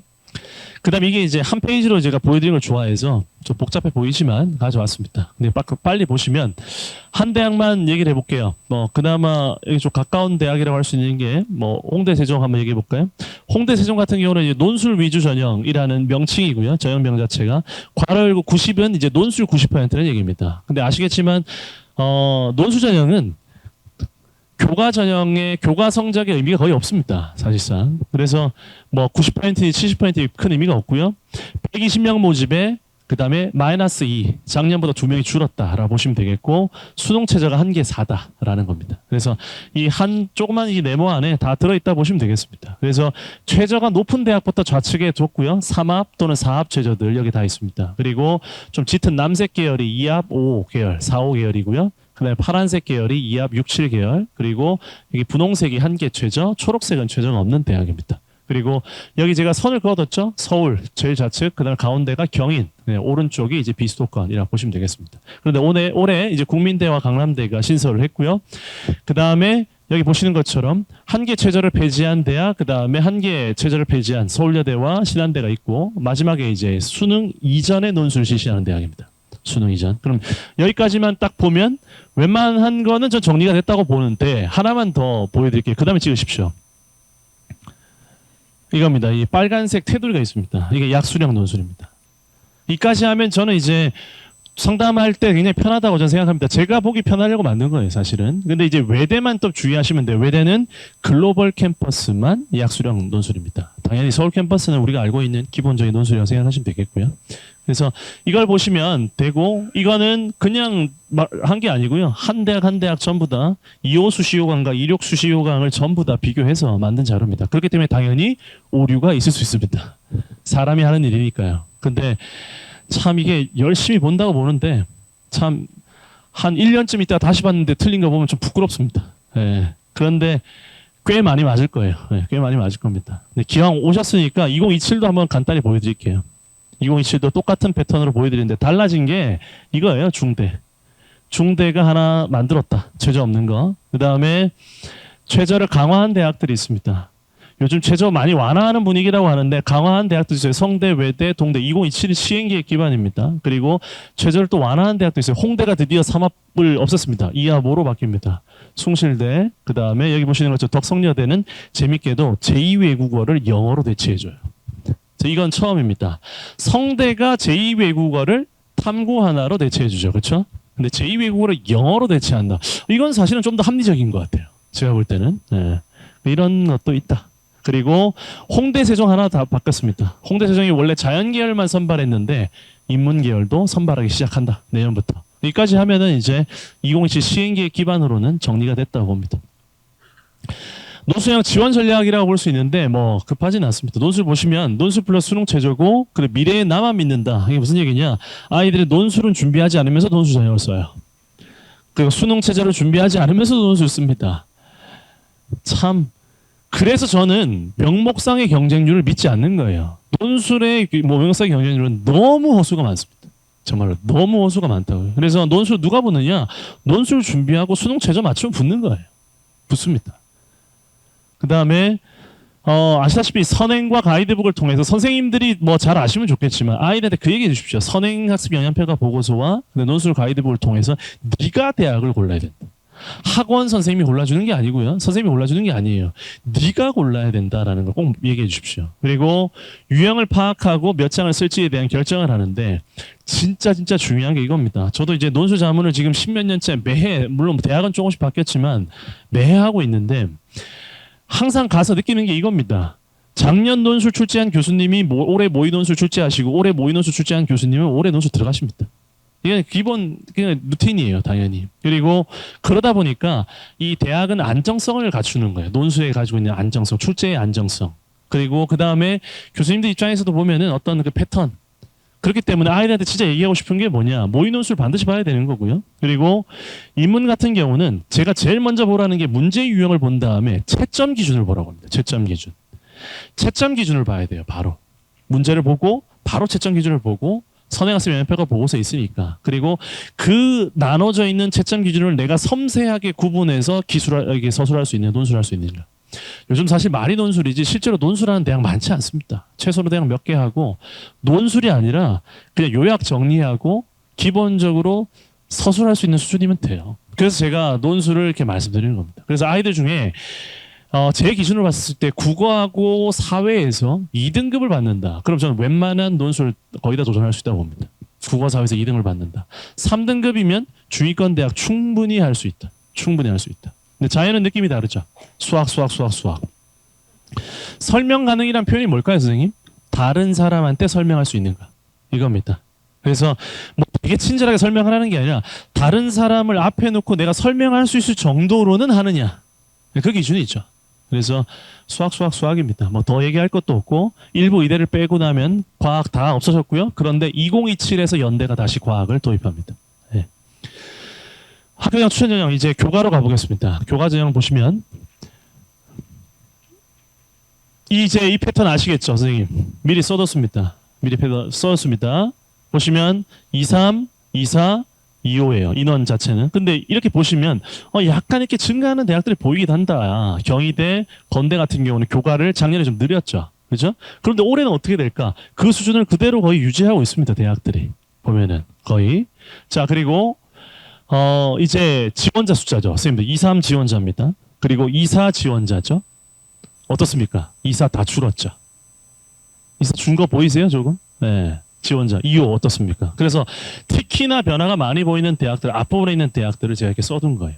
노란색 24가 정말로 많이 줄었었는데 2호에서 고대는요 어차피 모집 인원이 많이 줄어서 그래요. 계속 고대는 그 견인도 약간 줄었습니다. 그 다음에 연대 같은 경우도 엄청 늘어났죠. 3,000명에서 4,400명으로 늘었습니다. 굉장히 많이 늘었고 그 다음에 여기 보시는 것처럼 서강대 같은 경우도 어마어마하죠. 그렇죠? 이런 것들. 그 다음에 성대도 늘었고 한양대 어떻습니까? 2.5배 됐죠.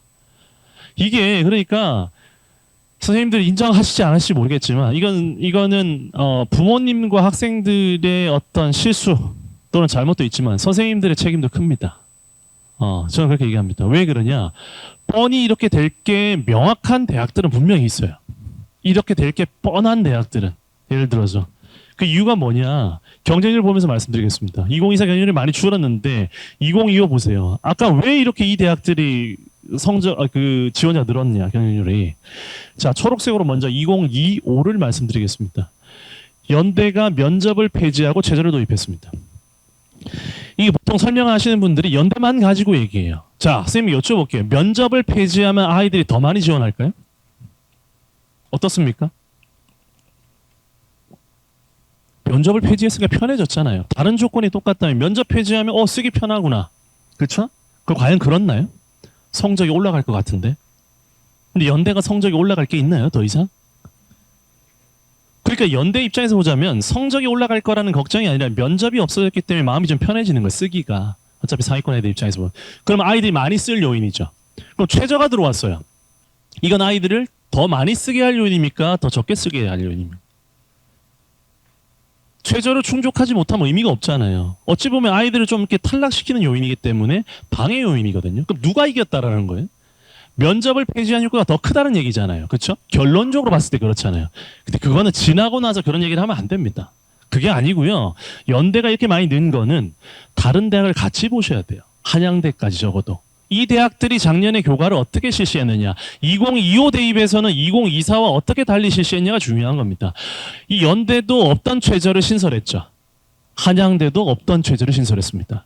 그럼 연대를 쓸 녀석 기준으로 생각해 보세요. 전교에 몇 명 있습니까? 그 친구들이 교과를 써요. 이 아이가 교과를 연대만 씁니까? 그 연대만 고민하나요, 교과를? 서울대 지교부터 시작해서 고대 추천부터 시작해서 서강대, 성대, 한양대까지 다 같이 고민한다고요. 근데 그 아이들 입장에서는 뭐가 사라졌냐? 연대 최저? 어차피 다른 대학 최저랑 똑같은데 뭐. 전혀 부담이 없는 거예요, 사실은. 부담이 더해진 게 아니에요. 원래 있던 부담인 겁니다. 그래서 2025 대입 같은 경우는 이 대학들이 전부 다 최저를 신설하는 그 바람에 연대만이 아니라 그 다음에 한양대까지도 굉장히 높이 올라갔다라고 해석하는 게 맞다고 봅니다. 그럼 도대체 이 서강대는 왜 그러냐? 2024 대입 굉장히 이슈였잖아요. 서강대도 입학사정관이 전국을 돌아다니면서 우리 대학 다 펑크 났습니다라고 얘기했습니다. 그렇게 얘기를 하고 입시 전문가라는 사람들도 얘기를 했으면 안 써야죠. 네. 이렇게 될 줄 모르셨냐라는 거예요. 저는 몰랐습니다. 이렇게까지 될지. 오를 거라고는 생각했죠. 제가 개인적으로 생각하는 거는 서강대는 한 12대 1, 13대 1까지는 갈 수는 있겠지. 한양대도 12대 13대 1은 갈 수 있겠지 정도였어요. 사실은 작년에. 제 개인적으로는. 저도 틀린 거죠. 근데 오를 거라고는 생각했습니다. 그런데 어디까지 오를지는 아무도 모르죠. 그런데 한양대는 생각보다 굉장히 높게 올라갔습니다. 굉장히.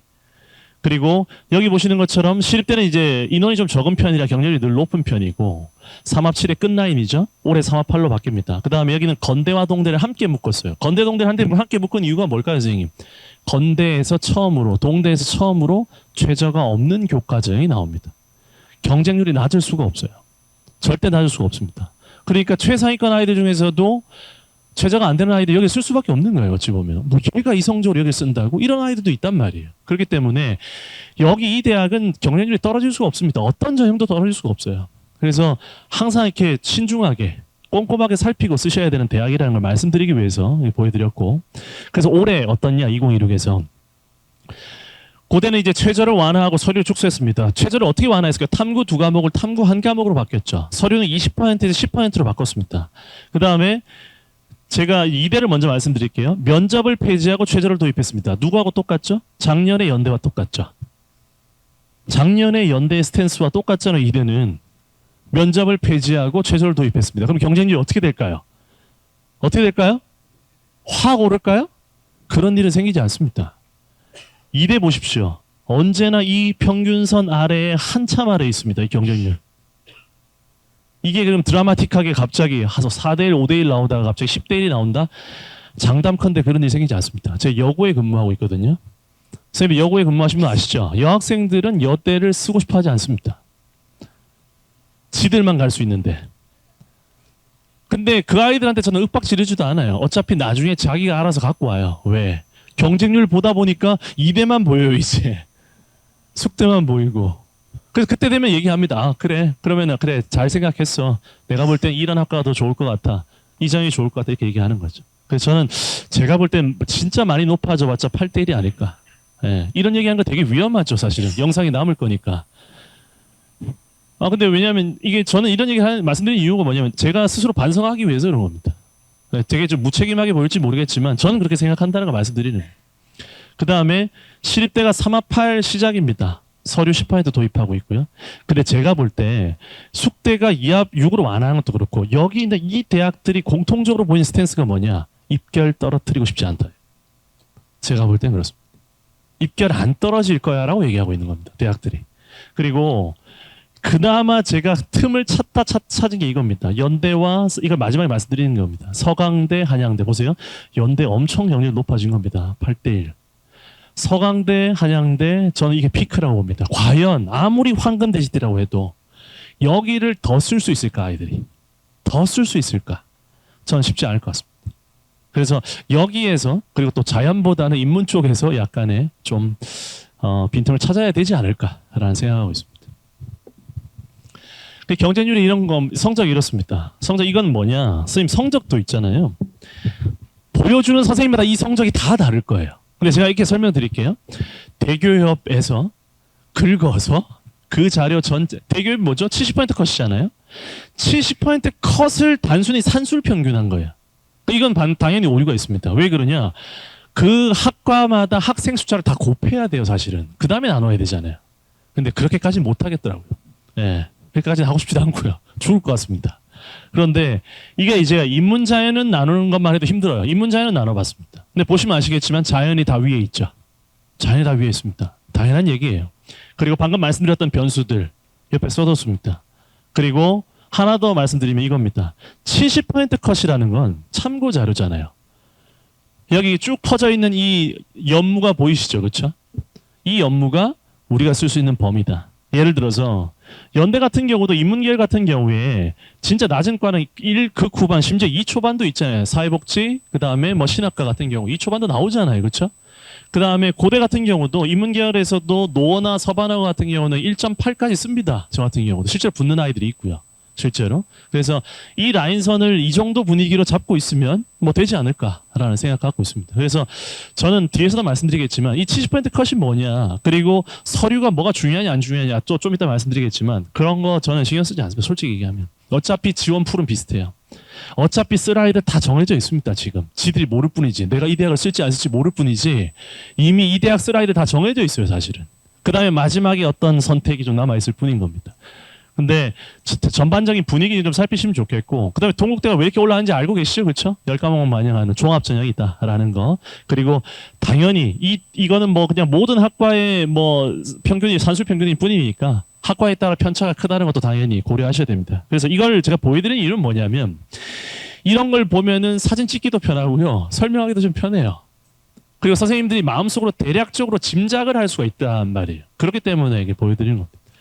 그 다음에 이제 국민대부터 이제 여대까지도 그렇습니다. 빨리 보여드릴게요. 근데 여기도 보시면 이제 파란색이니까 올해죠, 올해. 자, 이제 좀 더 설명드릴게요. 국민대가 종합 서류형을 폐지하고 교과 늘리고 논술 증가, 논술 신설했습니다. 그 다음에 성신여대요. 잘 보세요. 성신여대가 교과를 줄이고, 그 다음에 학교생활 우수자. 학교생활 우수자는 작년에 면접 전형이었습니다. 독특하게 성신여대가 작년에 면접을 2개 실시했습니다. 서류 평가 요소만 달랐어요. 그 중에 과거의 서류형이었던 학교생활 우수자를 폐지하고 종합에서 면접형을 크게 늘립니다. 이 대학들. 그리고 여기 세종대와 서울과학기술대는 지속적으로 인원이 늘고 있죠. 그 대학이 갖고 있는 어떤 방향성 같은 것도 한번 살필 수 있다는 겁니다. 그 다음에 여기 이제 뭐 지원 인원들 2024 어떻습니까? 확 줄었죠. 단 한 대학도 증가한 대학이 없었어요. 2024에서. 그 다음에 2025 많은 대학들이 좀 늘었죠. 그리고 이거 하나 또 말씀드리겠습니다. 명지대가요, 지원 인원이 계속 줄었어요. 특히 교과 100 전형 같은 경우는. 근데 명지대 같은 경우는 좀 이렇게 조심하셔야 되는 게 뭐냐면, 조심한다기보다는 저는 굉장히 유심히 보셔야 되는 대학이라고 생각합니다. 왜냐하면 명지대는 니들이 뭘 좋아할지 몰라 다 준비했었잖아요. 교과 100, 교과 면접, 서류 100, 서류 면접. 제가 이게 왜 말씀드리냐, 그 대학들이 내가 어떤 학생이 어떤 특정 학과를 원한다고 했을 때 그 4개 전형을 다 보고 계셔야 돼요. 그러다가 경쟁률 낮은 과를 쓰는 것도 굉장히 좋은 전략입니다, 실제로.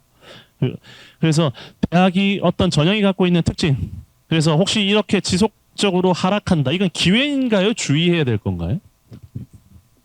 저는 이제 주의할 때가 되는 것 같습니다. 이거 되게 재밌는 게, 제가 이런 자료들을 이제 최근에 한 5년 정도는 인문자연까지 구분해 가면서 좀 디테일하게 좀 보는 편인데, 3년 연속 하락까지 있고요, 3년 연속 상승까지는 있지만 4년 연속은 한 대학 한 학과도 없습니다. 전형.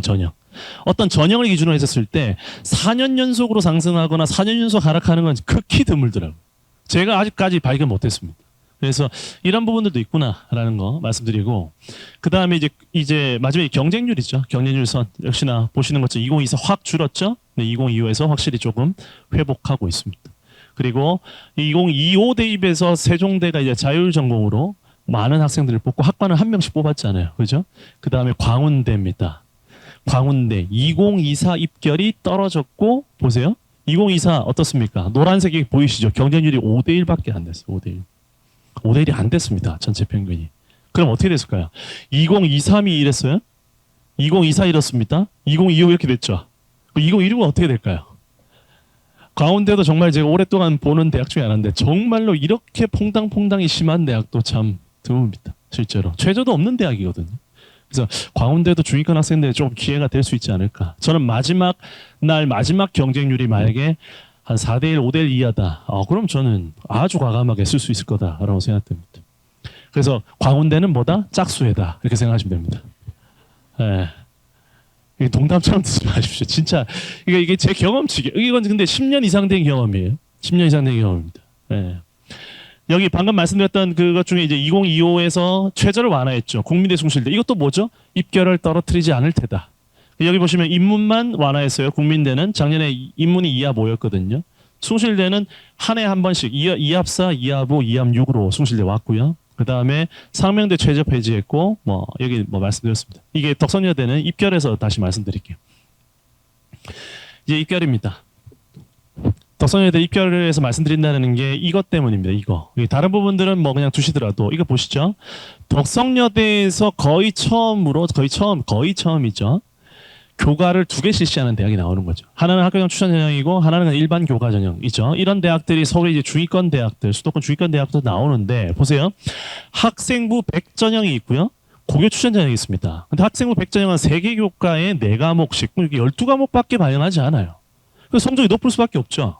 그 다음에 3개 교과만 반영합니다. 고교 추천은. 역시나 국영수 국영수 4과 중에 5개 교과군 중에 3개 교과군만 마련한다고요. 그러다 보니까 당연히 성적이 높을 수밖에 없는 겁니다. 정확히 얘기하면 그렇게 약간 좀 불균형이 있는 아이들 있잖아요. 난 죽었다 깨어나도 과학이 안 돼. 죽었다 깨어나도 수학이 안 돼. 예를 들어 사회가 안 돼. 선택할 수 있는 대학들은 이렇게 성적이 올라갈 수 있다는 거. 그런데 제가 이걸 가져온 이유는 뭐냐면요. 올해 이걸 바꾸기 때문에 그렇습니다. 어떻게 바꾸느냐. 여기 이것만 설명드릴게요. 다른 건 다 설명드렸으니까. 학생부 100전형을 폐지하고요. 추천 전형만 남기는데 재밌는 건 뭐냐. 추천 전형은 최저가 없었어요. 작년에는 학생부 100전형이 최저가 있었고 올해는 추천 전형은 최저를 이제 도입합니다. 그러면 입결이 어떻게 될 거냐? 여기 주의대학 보면 되죠. 그래서 옆에 있는 대학 같이 봐야 되는 겁니다. 옆에 있는 대학들하고 전형 방식이 비슷해졌어요. 다. 학생부 반영 방식도 국영수사가 전 과목이에요. 그래서 소위 다른 여대들, 예를 들어서 동덕여대나 서울여대하고도 비슷한 방식이기 때문에 입결을 참고하실 때 저는 개인적으로 덕성여대 입결을 참고하는 게 아니라 동덕여대나 서울여대 입결을 참고하는 게 더 맞다라는 생각이 듭니다. 비슷한 수준으로 생각하시면 되겠습니다. 경인지역은 뭐 조금 더 빨리 가보겠습니다. 경인지역은 사실은 한 대학 말씀드리려고 그러는 건데 인하대가 직윤이 축소됐습니다. 그리고 서류형을 신설했어요. 인하대가요 면접으로만 1000명을 뽑는 대학입니다 원래.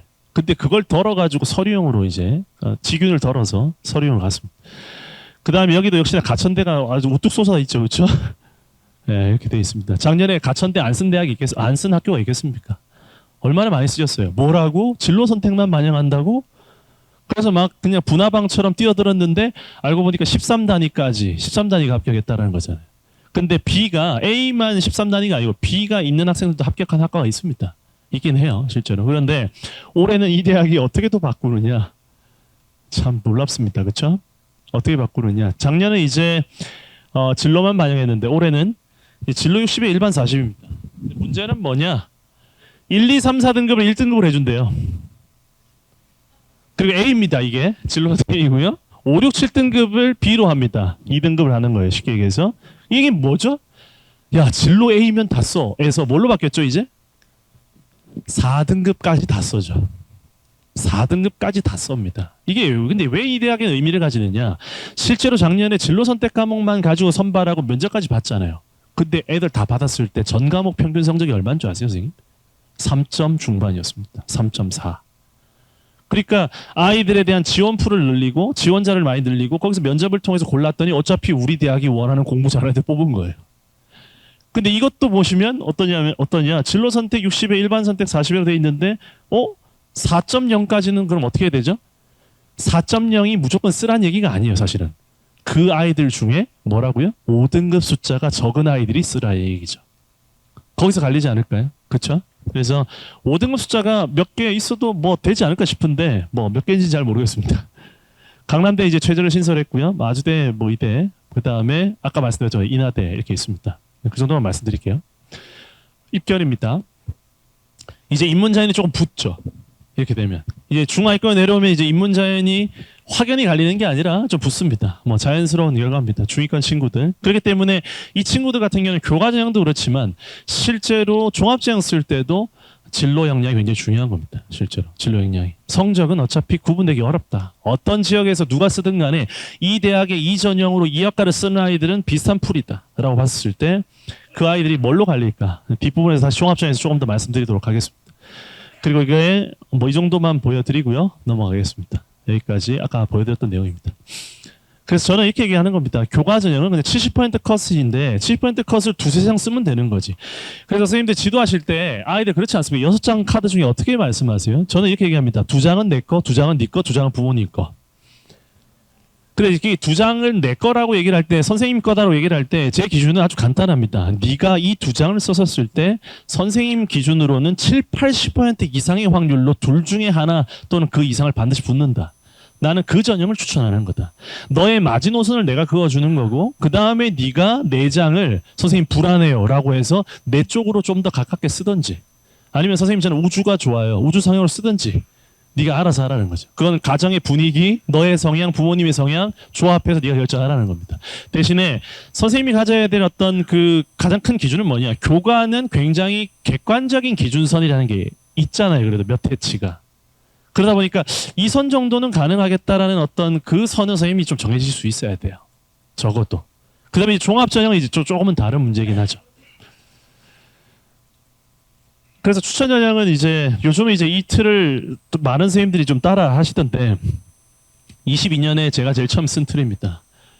추천 유무, 그 다음에 인원 제한 유무죠. 그렇죠?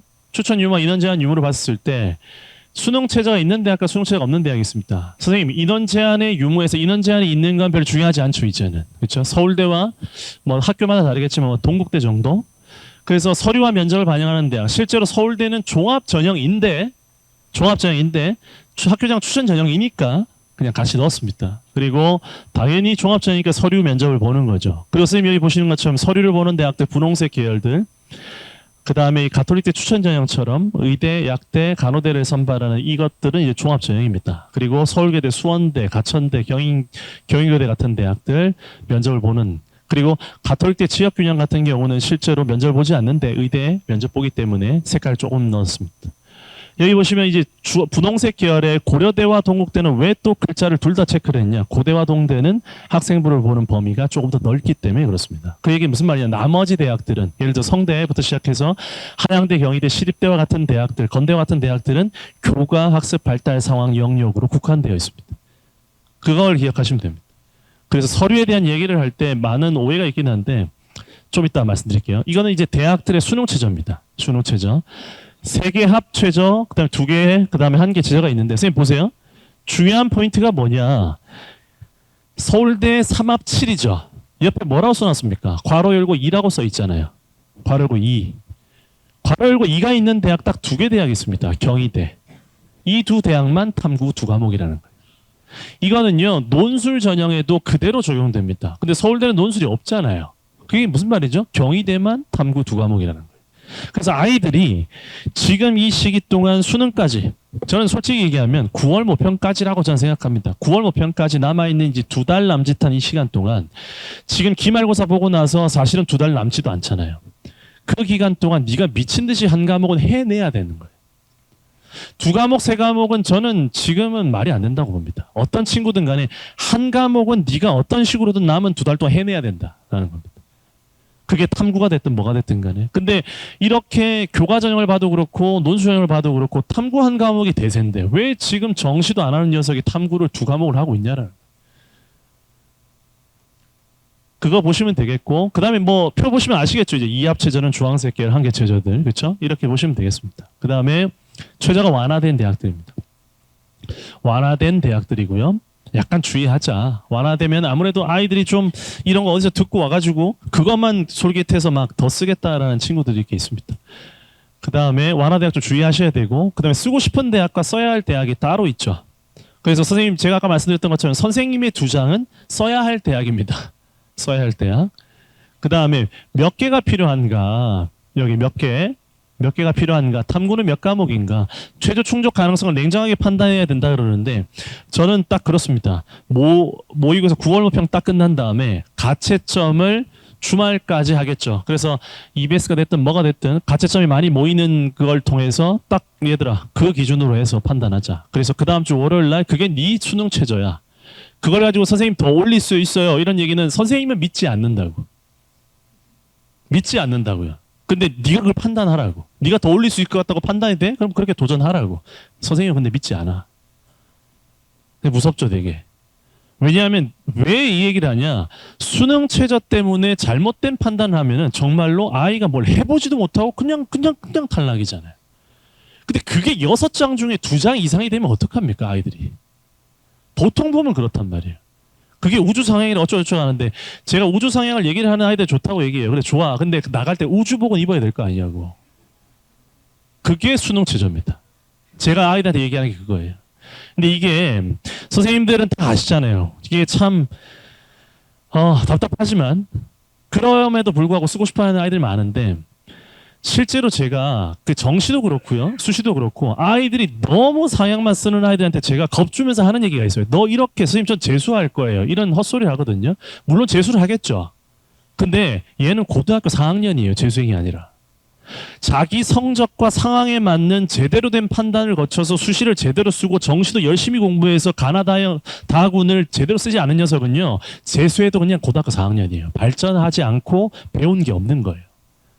그래서 그 부분에 있어서 한 말씀을 해주실 수 있어야 됩니다. 네 꿈을 낮추고 네가 뭐 성적 안 되는 거 안정만 쓰라는 게 아니고 정말 신중하게 굉장히 고민해야 된다라는 거예요. 이게 굉장히 힘든 일이잖아요. 그렇죠? 그래서 그 부분들 좀 말씀해 주셨으면 좋겠습니다. 그래서 저는 좀 이렇게 냉정하게 얘기하는 편입니다. 그 부분에 있어서는. 그 다음에 이제 서류예요. 서류에 대한 오해가 정말로 지금까지도 있는 것 같은데, 저는 예전부터 이렇게 얘기했습니다. 정말로 이거는 그냥 70%컷 보고 쓰는 거예요. 교과 전형에서 서류의 영향력이 어떻게 돼요, 선생님? 몰라. 그거 알면 너 그렇게 쓸 거야? 너 커트라인에 맞춰서 네가 서류가 될 거니까 그거 쓸 거란 말이야. 그런 거는 도전하는 거예요. 저는 다시 말씀드리죠. 교과 전형은 70%컷 전후가 되면 두세 장 쓰면 되는 거예요. 당연히 되는 겁니다. 그리고 서류를 제가 그냥 이렇게 주장만 하는 게 아니라 말씀을 굳이 드리자면 동국대는 종합전형이죠. 교과전형에 탈을 쓴 종합전형입니다. 경희대는 다음 페이지 보여드리겠죠. 2.5 이하는 쓰면 안 됩니다. 이거는 경희대가 이 전형을 만든 해부터 제가 계속 말씀드렸는데 그걸 말을 안 들어요. 말을 안 듣는 녀석들. 이거 보세요. 이거 뭐 하는 짓입니까 이게.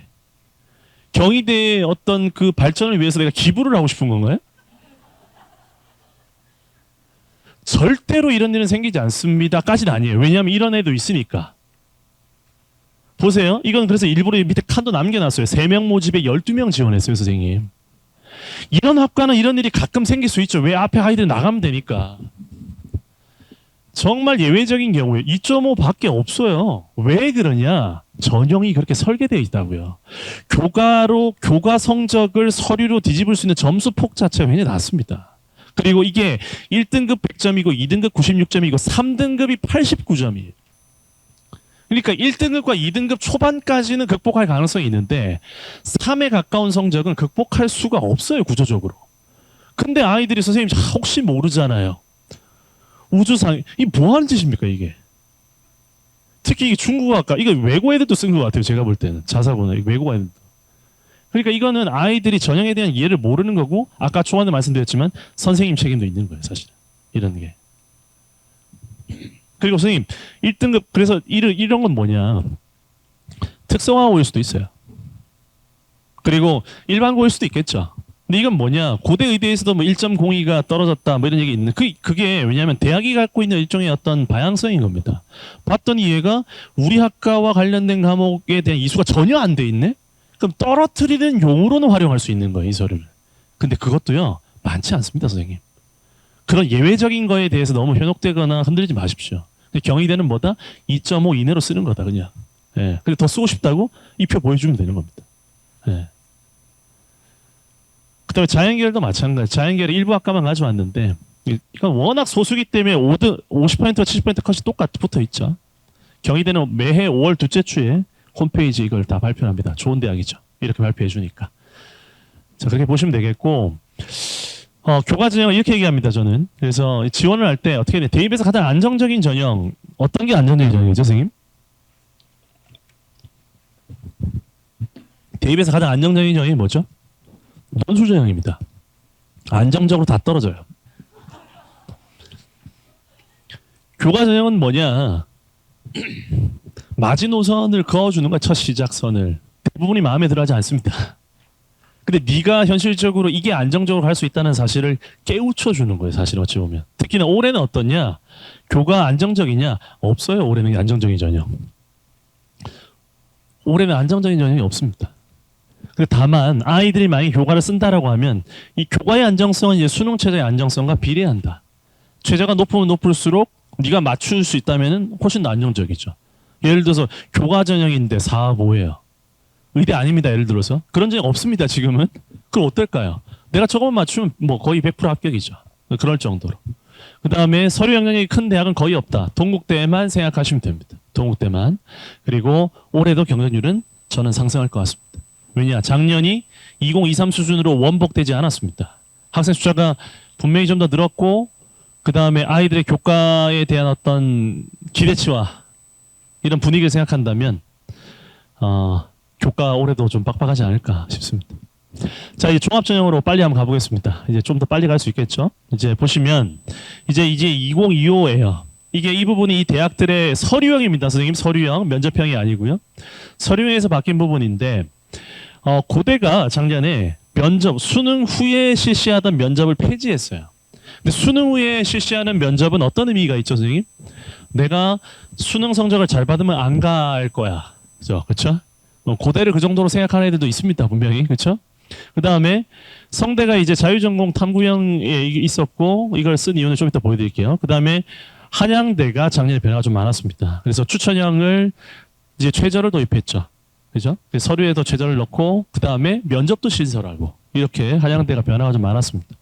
그 다음에 중대도 작년에 융합형과 탐구형의 전형에서 면접을 바꿔버렸죠. 융합형이 원래 면접이 있었는데 면접을 없애버렸고, 탐구형에서 이제 면접을 실시합니다. 근데 중요한 포인트는 뭐냐, 선생님 지원하실 때.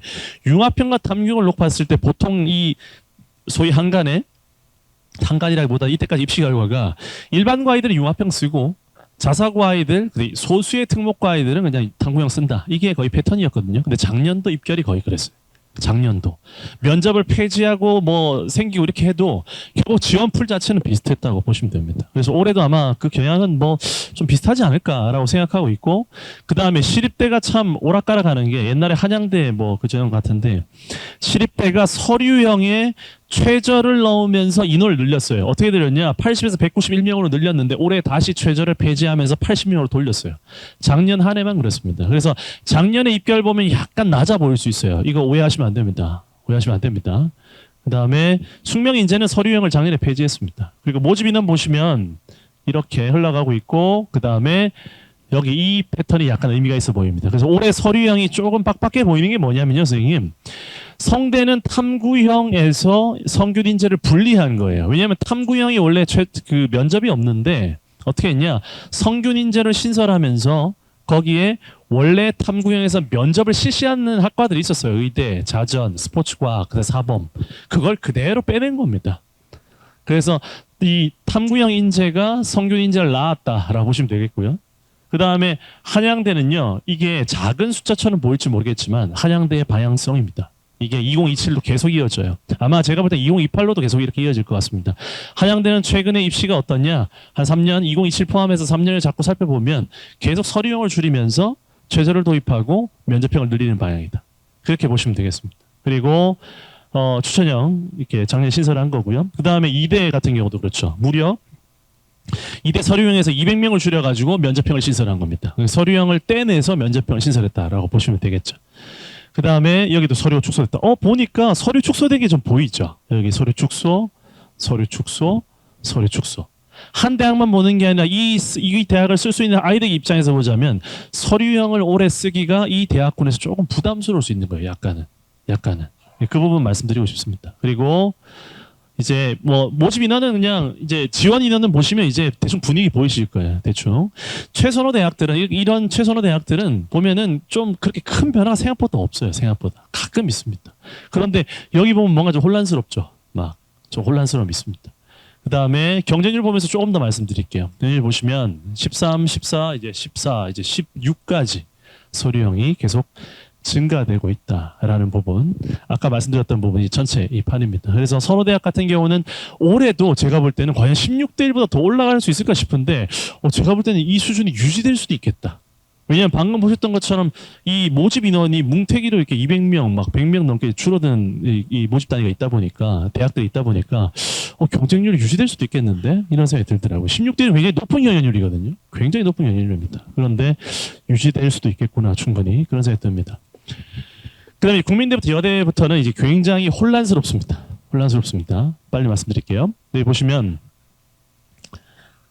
여기 보시면 이제 광운대와 세종대와 광운대가 서류형을 좀 증가했다라는 거. 아까 초반에 말씀드렸던 건 국민대와 성신여대는 꼭 다른 전형과 함께 살펴보십시오.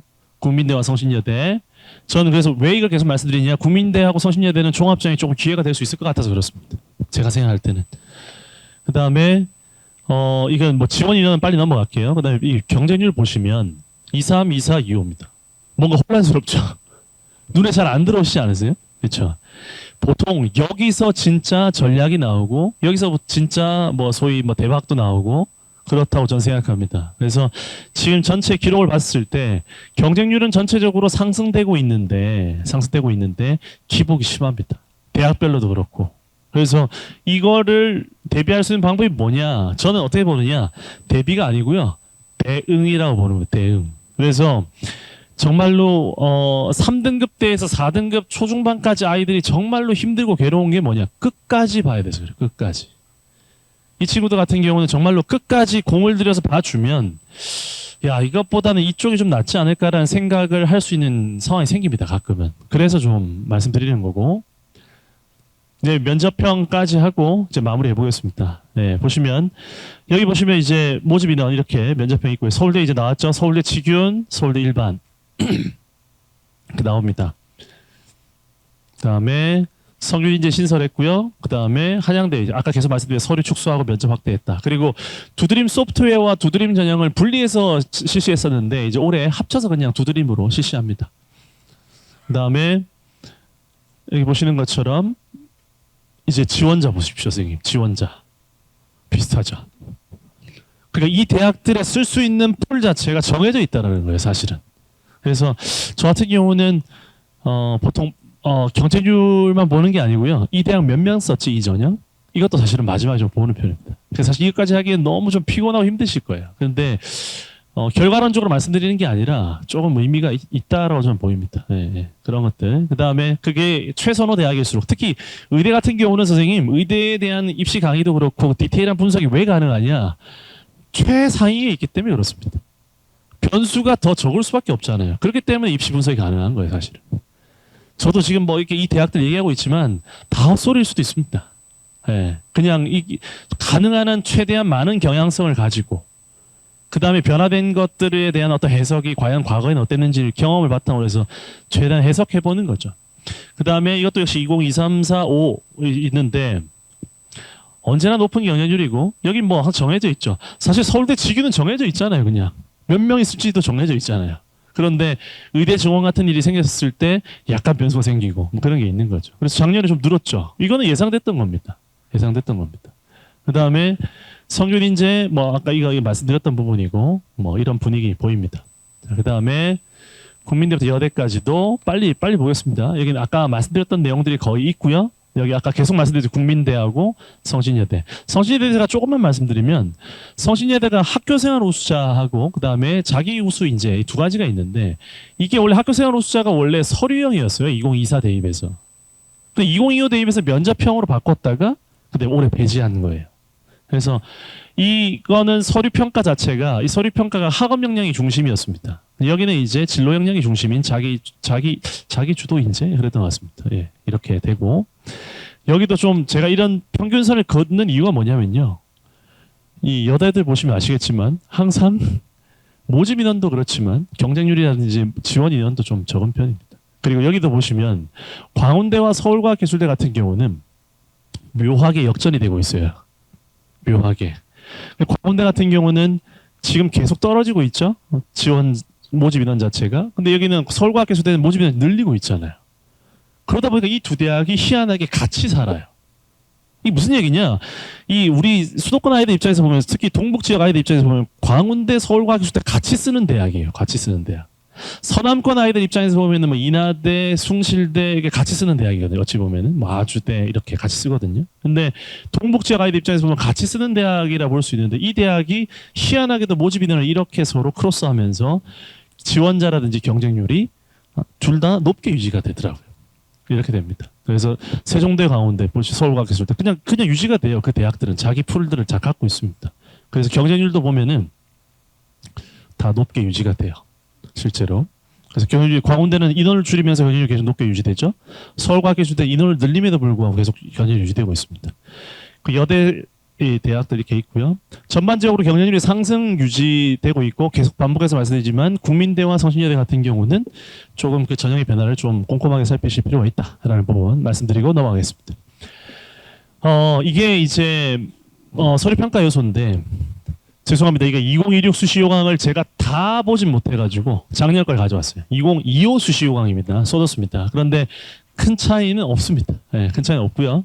제가 눈으로는 대충은 봤는데 아무튼 그렇습니다. 제가 이걸 색깔을 또 이렇게 쓴 이유를 아시겠죠? 이게 학업 역량입니다. 학업 역량. 그 다음에 가운데 이 주황색 계열을 진로 역량을 축으로 해서 본다라고 보고 마지막에 이제 공동체 역량을 봅니다. 그럼 이 대학들은 어떤 대학이냐? 스카이 서성한 같은 경우는 학업 역량 1번입니다. 지금 이제 학기 말에 선생님들이 세택도 쓰셔야 되고 마지막 기말고사 이후에 아이들의 활동이나 이런 부분들을 마지막 재조정하고 정리하고 마지막 심화 활동을 하고 이런 기회가 아직 남아있긴 하잖아요. 그렇죠? 조금은.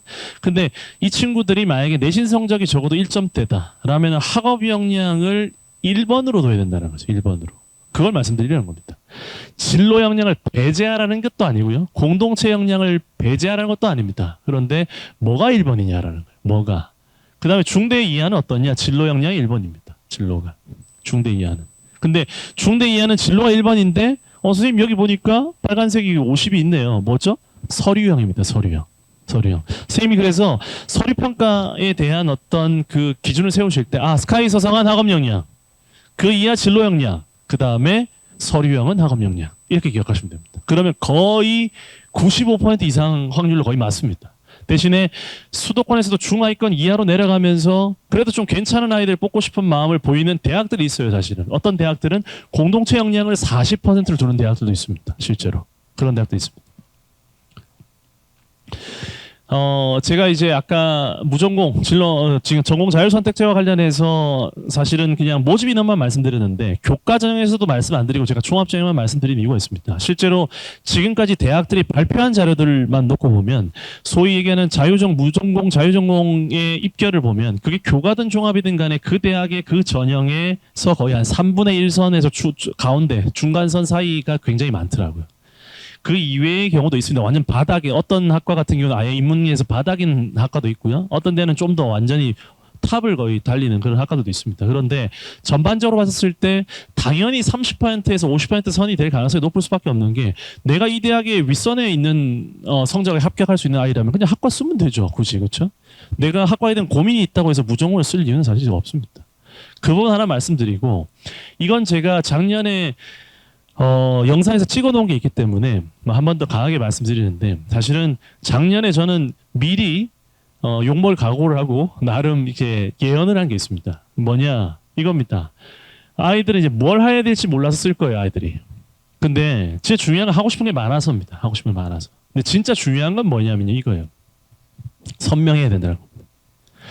이거를 생각하지 않고 쓴 아이들이 정말 많았습니다. 정말로 제가 볼 때는. 무전공이니까 그냥 이것저것 다 한 아이들이 쓰는 게 아니고요. 이것저것 다 안 되는 아이들이 쓴 거예요. 사실은. 그래서 정말로 많이 실패한 것 같습니다. 그래서 선명해야 된다는 표현은 뭐냐면요. 이건 입학사정관들도 자기들이 서류를 받아보기 전에는 몰랐을 거라고 저는 생각합니다. 개인적으로. 왜? 자기들이 평가를 하면서 저는 평가의 어떤 그 기준을 더 선명하게 세웠을 거라고 생각해요. 왜? 선생님들 왜 주관식 채점하면서 평가 기준 다시 바꾸잖아요. 전 그거랑 똑같다고 봅니다. 사실은 왜 그러냐면 입학사정관한테도 몇몇 입학사관한테도 도대체 어떻게 기준을 세워야 되냐는 질문을 받기도 했었습니다. 실제로. 저 같은 경우는. 근데 저는 이렇게 생각했거든요. 선명해야 된다고.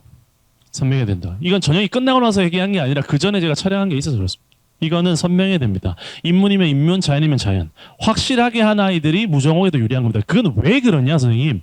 건대를 쓰는 아이들이 뭐가 부족해요? 입결이 얼마입니까? 기껏해야 2 초반이에요. 내려가 봤자. 얘들이 뭐가 부족해요? 2등급 아이가 뭐가 부족합니까? 다 잘하는 아이예요. 그럼 그런 아이들이 어중간 아이들이라고 할 수 있나요? 다 잘하는 아이들이 모였어요. 전국에서. 평가자 입장에서 누가 눈에 들어올까요? 뭐라도 한둘 잘하는 아이들이 눈에 들어올 수밖에 없는 겁니다. 너무 당연한 얘기예요. 그게 인문이 됐든 자연이 됐든 간에. 그래서 경희대에서도 이런 얘기를 했잖아요. 2월 초에. 이게 이제 평가의 소감이었잖아요. 의대학대 준비하다가 진로 바꾼 지원자 많이 보인다.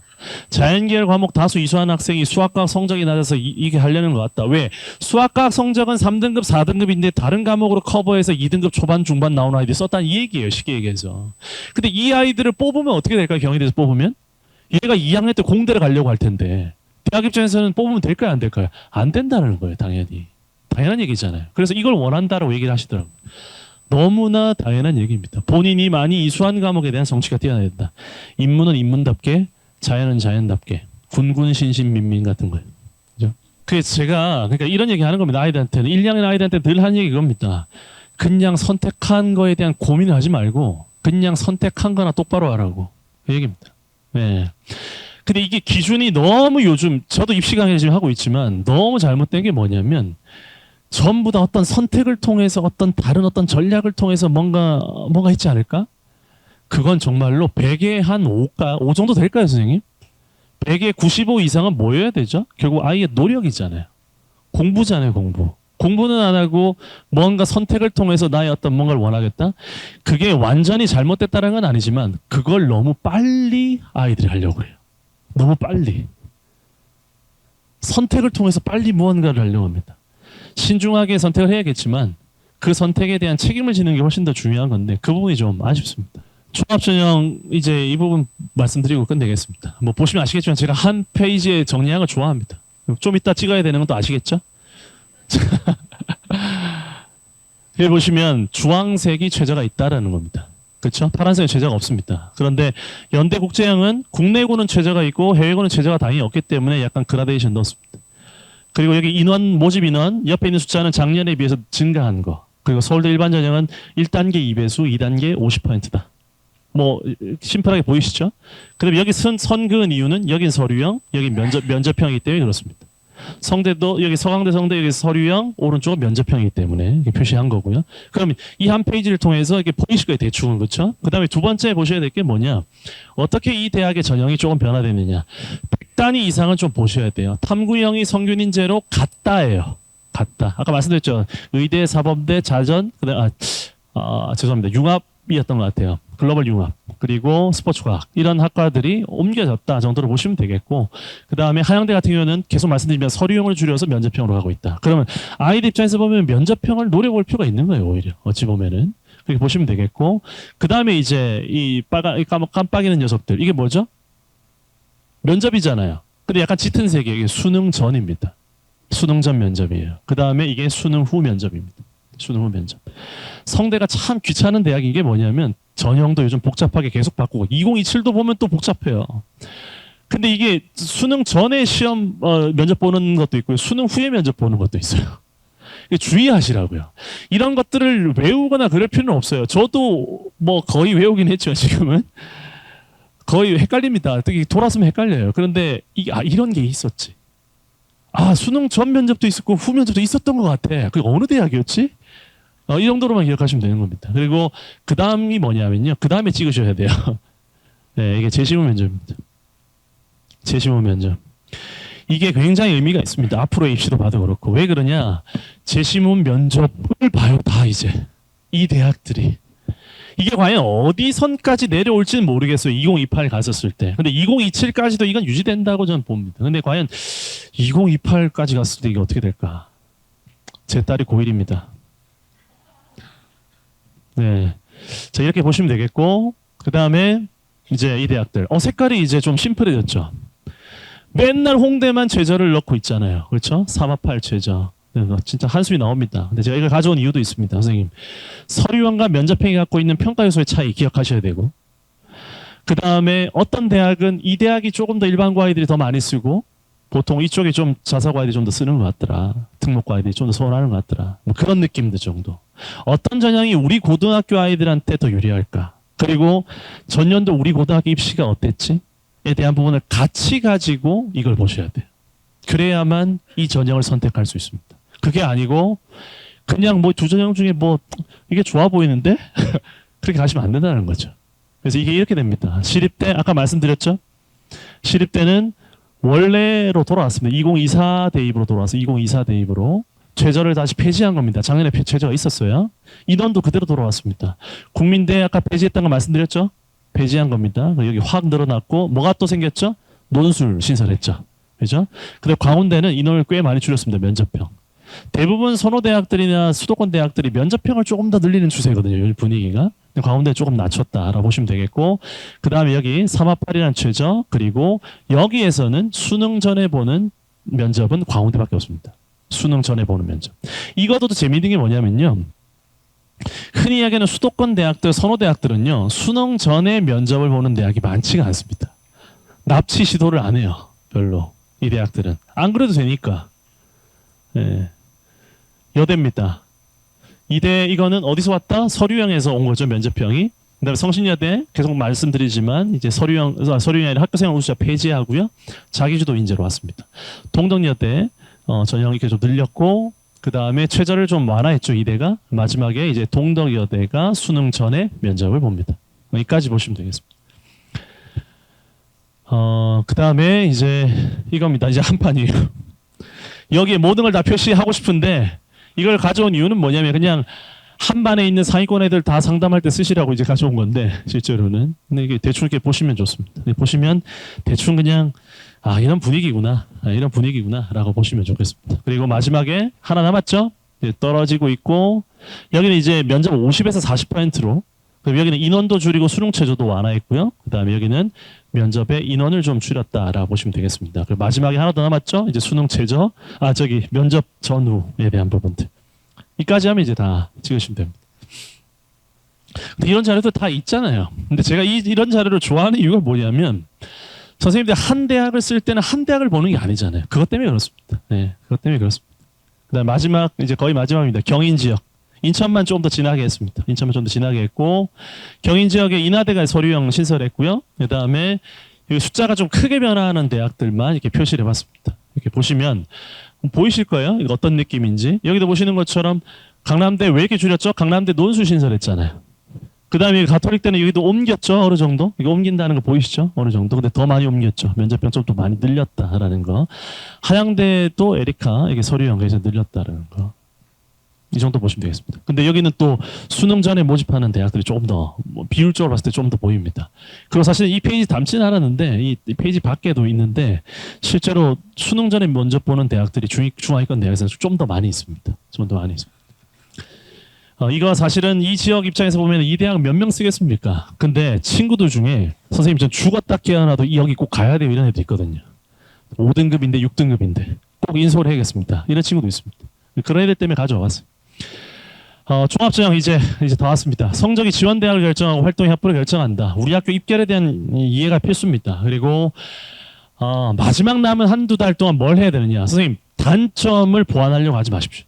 제가 아까 무전공에서도 말씀드렸던 걸 꼭 기억하십시오. 특히나 중하위권 아이들 3등급에서 저는 이제 한 4등급 중후반까지도 종합전형 인서울을 많이 쓰는 편인데 그 아이들 같은 경우도 항상 마지막에 초점 맞추는 건 뭐냐. 네가 잘하는 거를 조금 더 하자라는 거예요. 못하는 거를 보충시켜봤자 어차피 그 지원풀에서는 얘가 돋보일 수가 없어요. 얘가 더 잘하는 걸 더 잘하게 보여주자. 저는 그게 지금 할 수 있는 방향이라고 보입니다.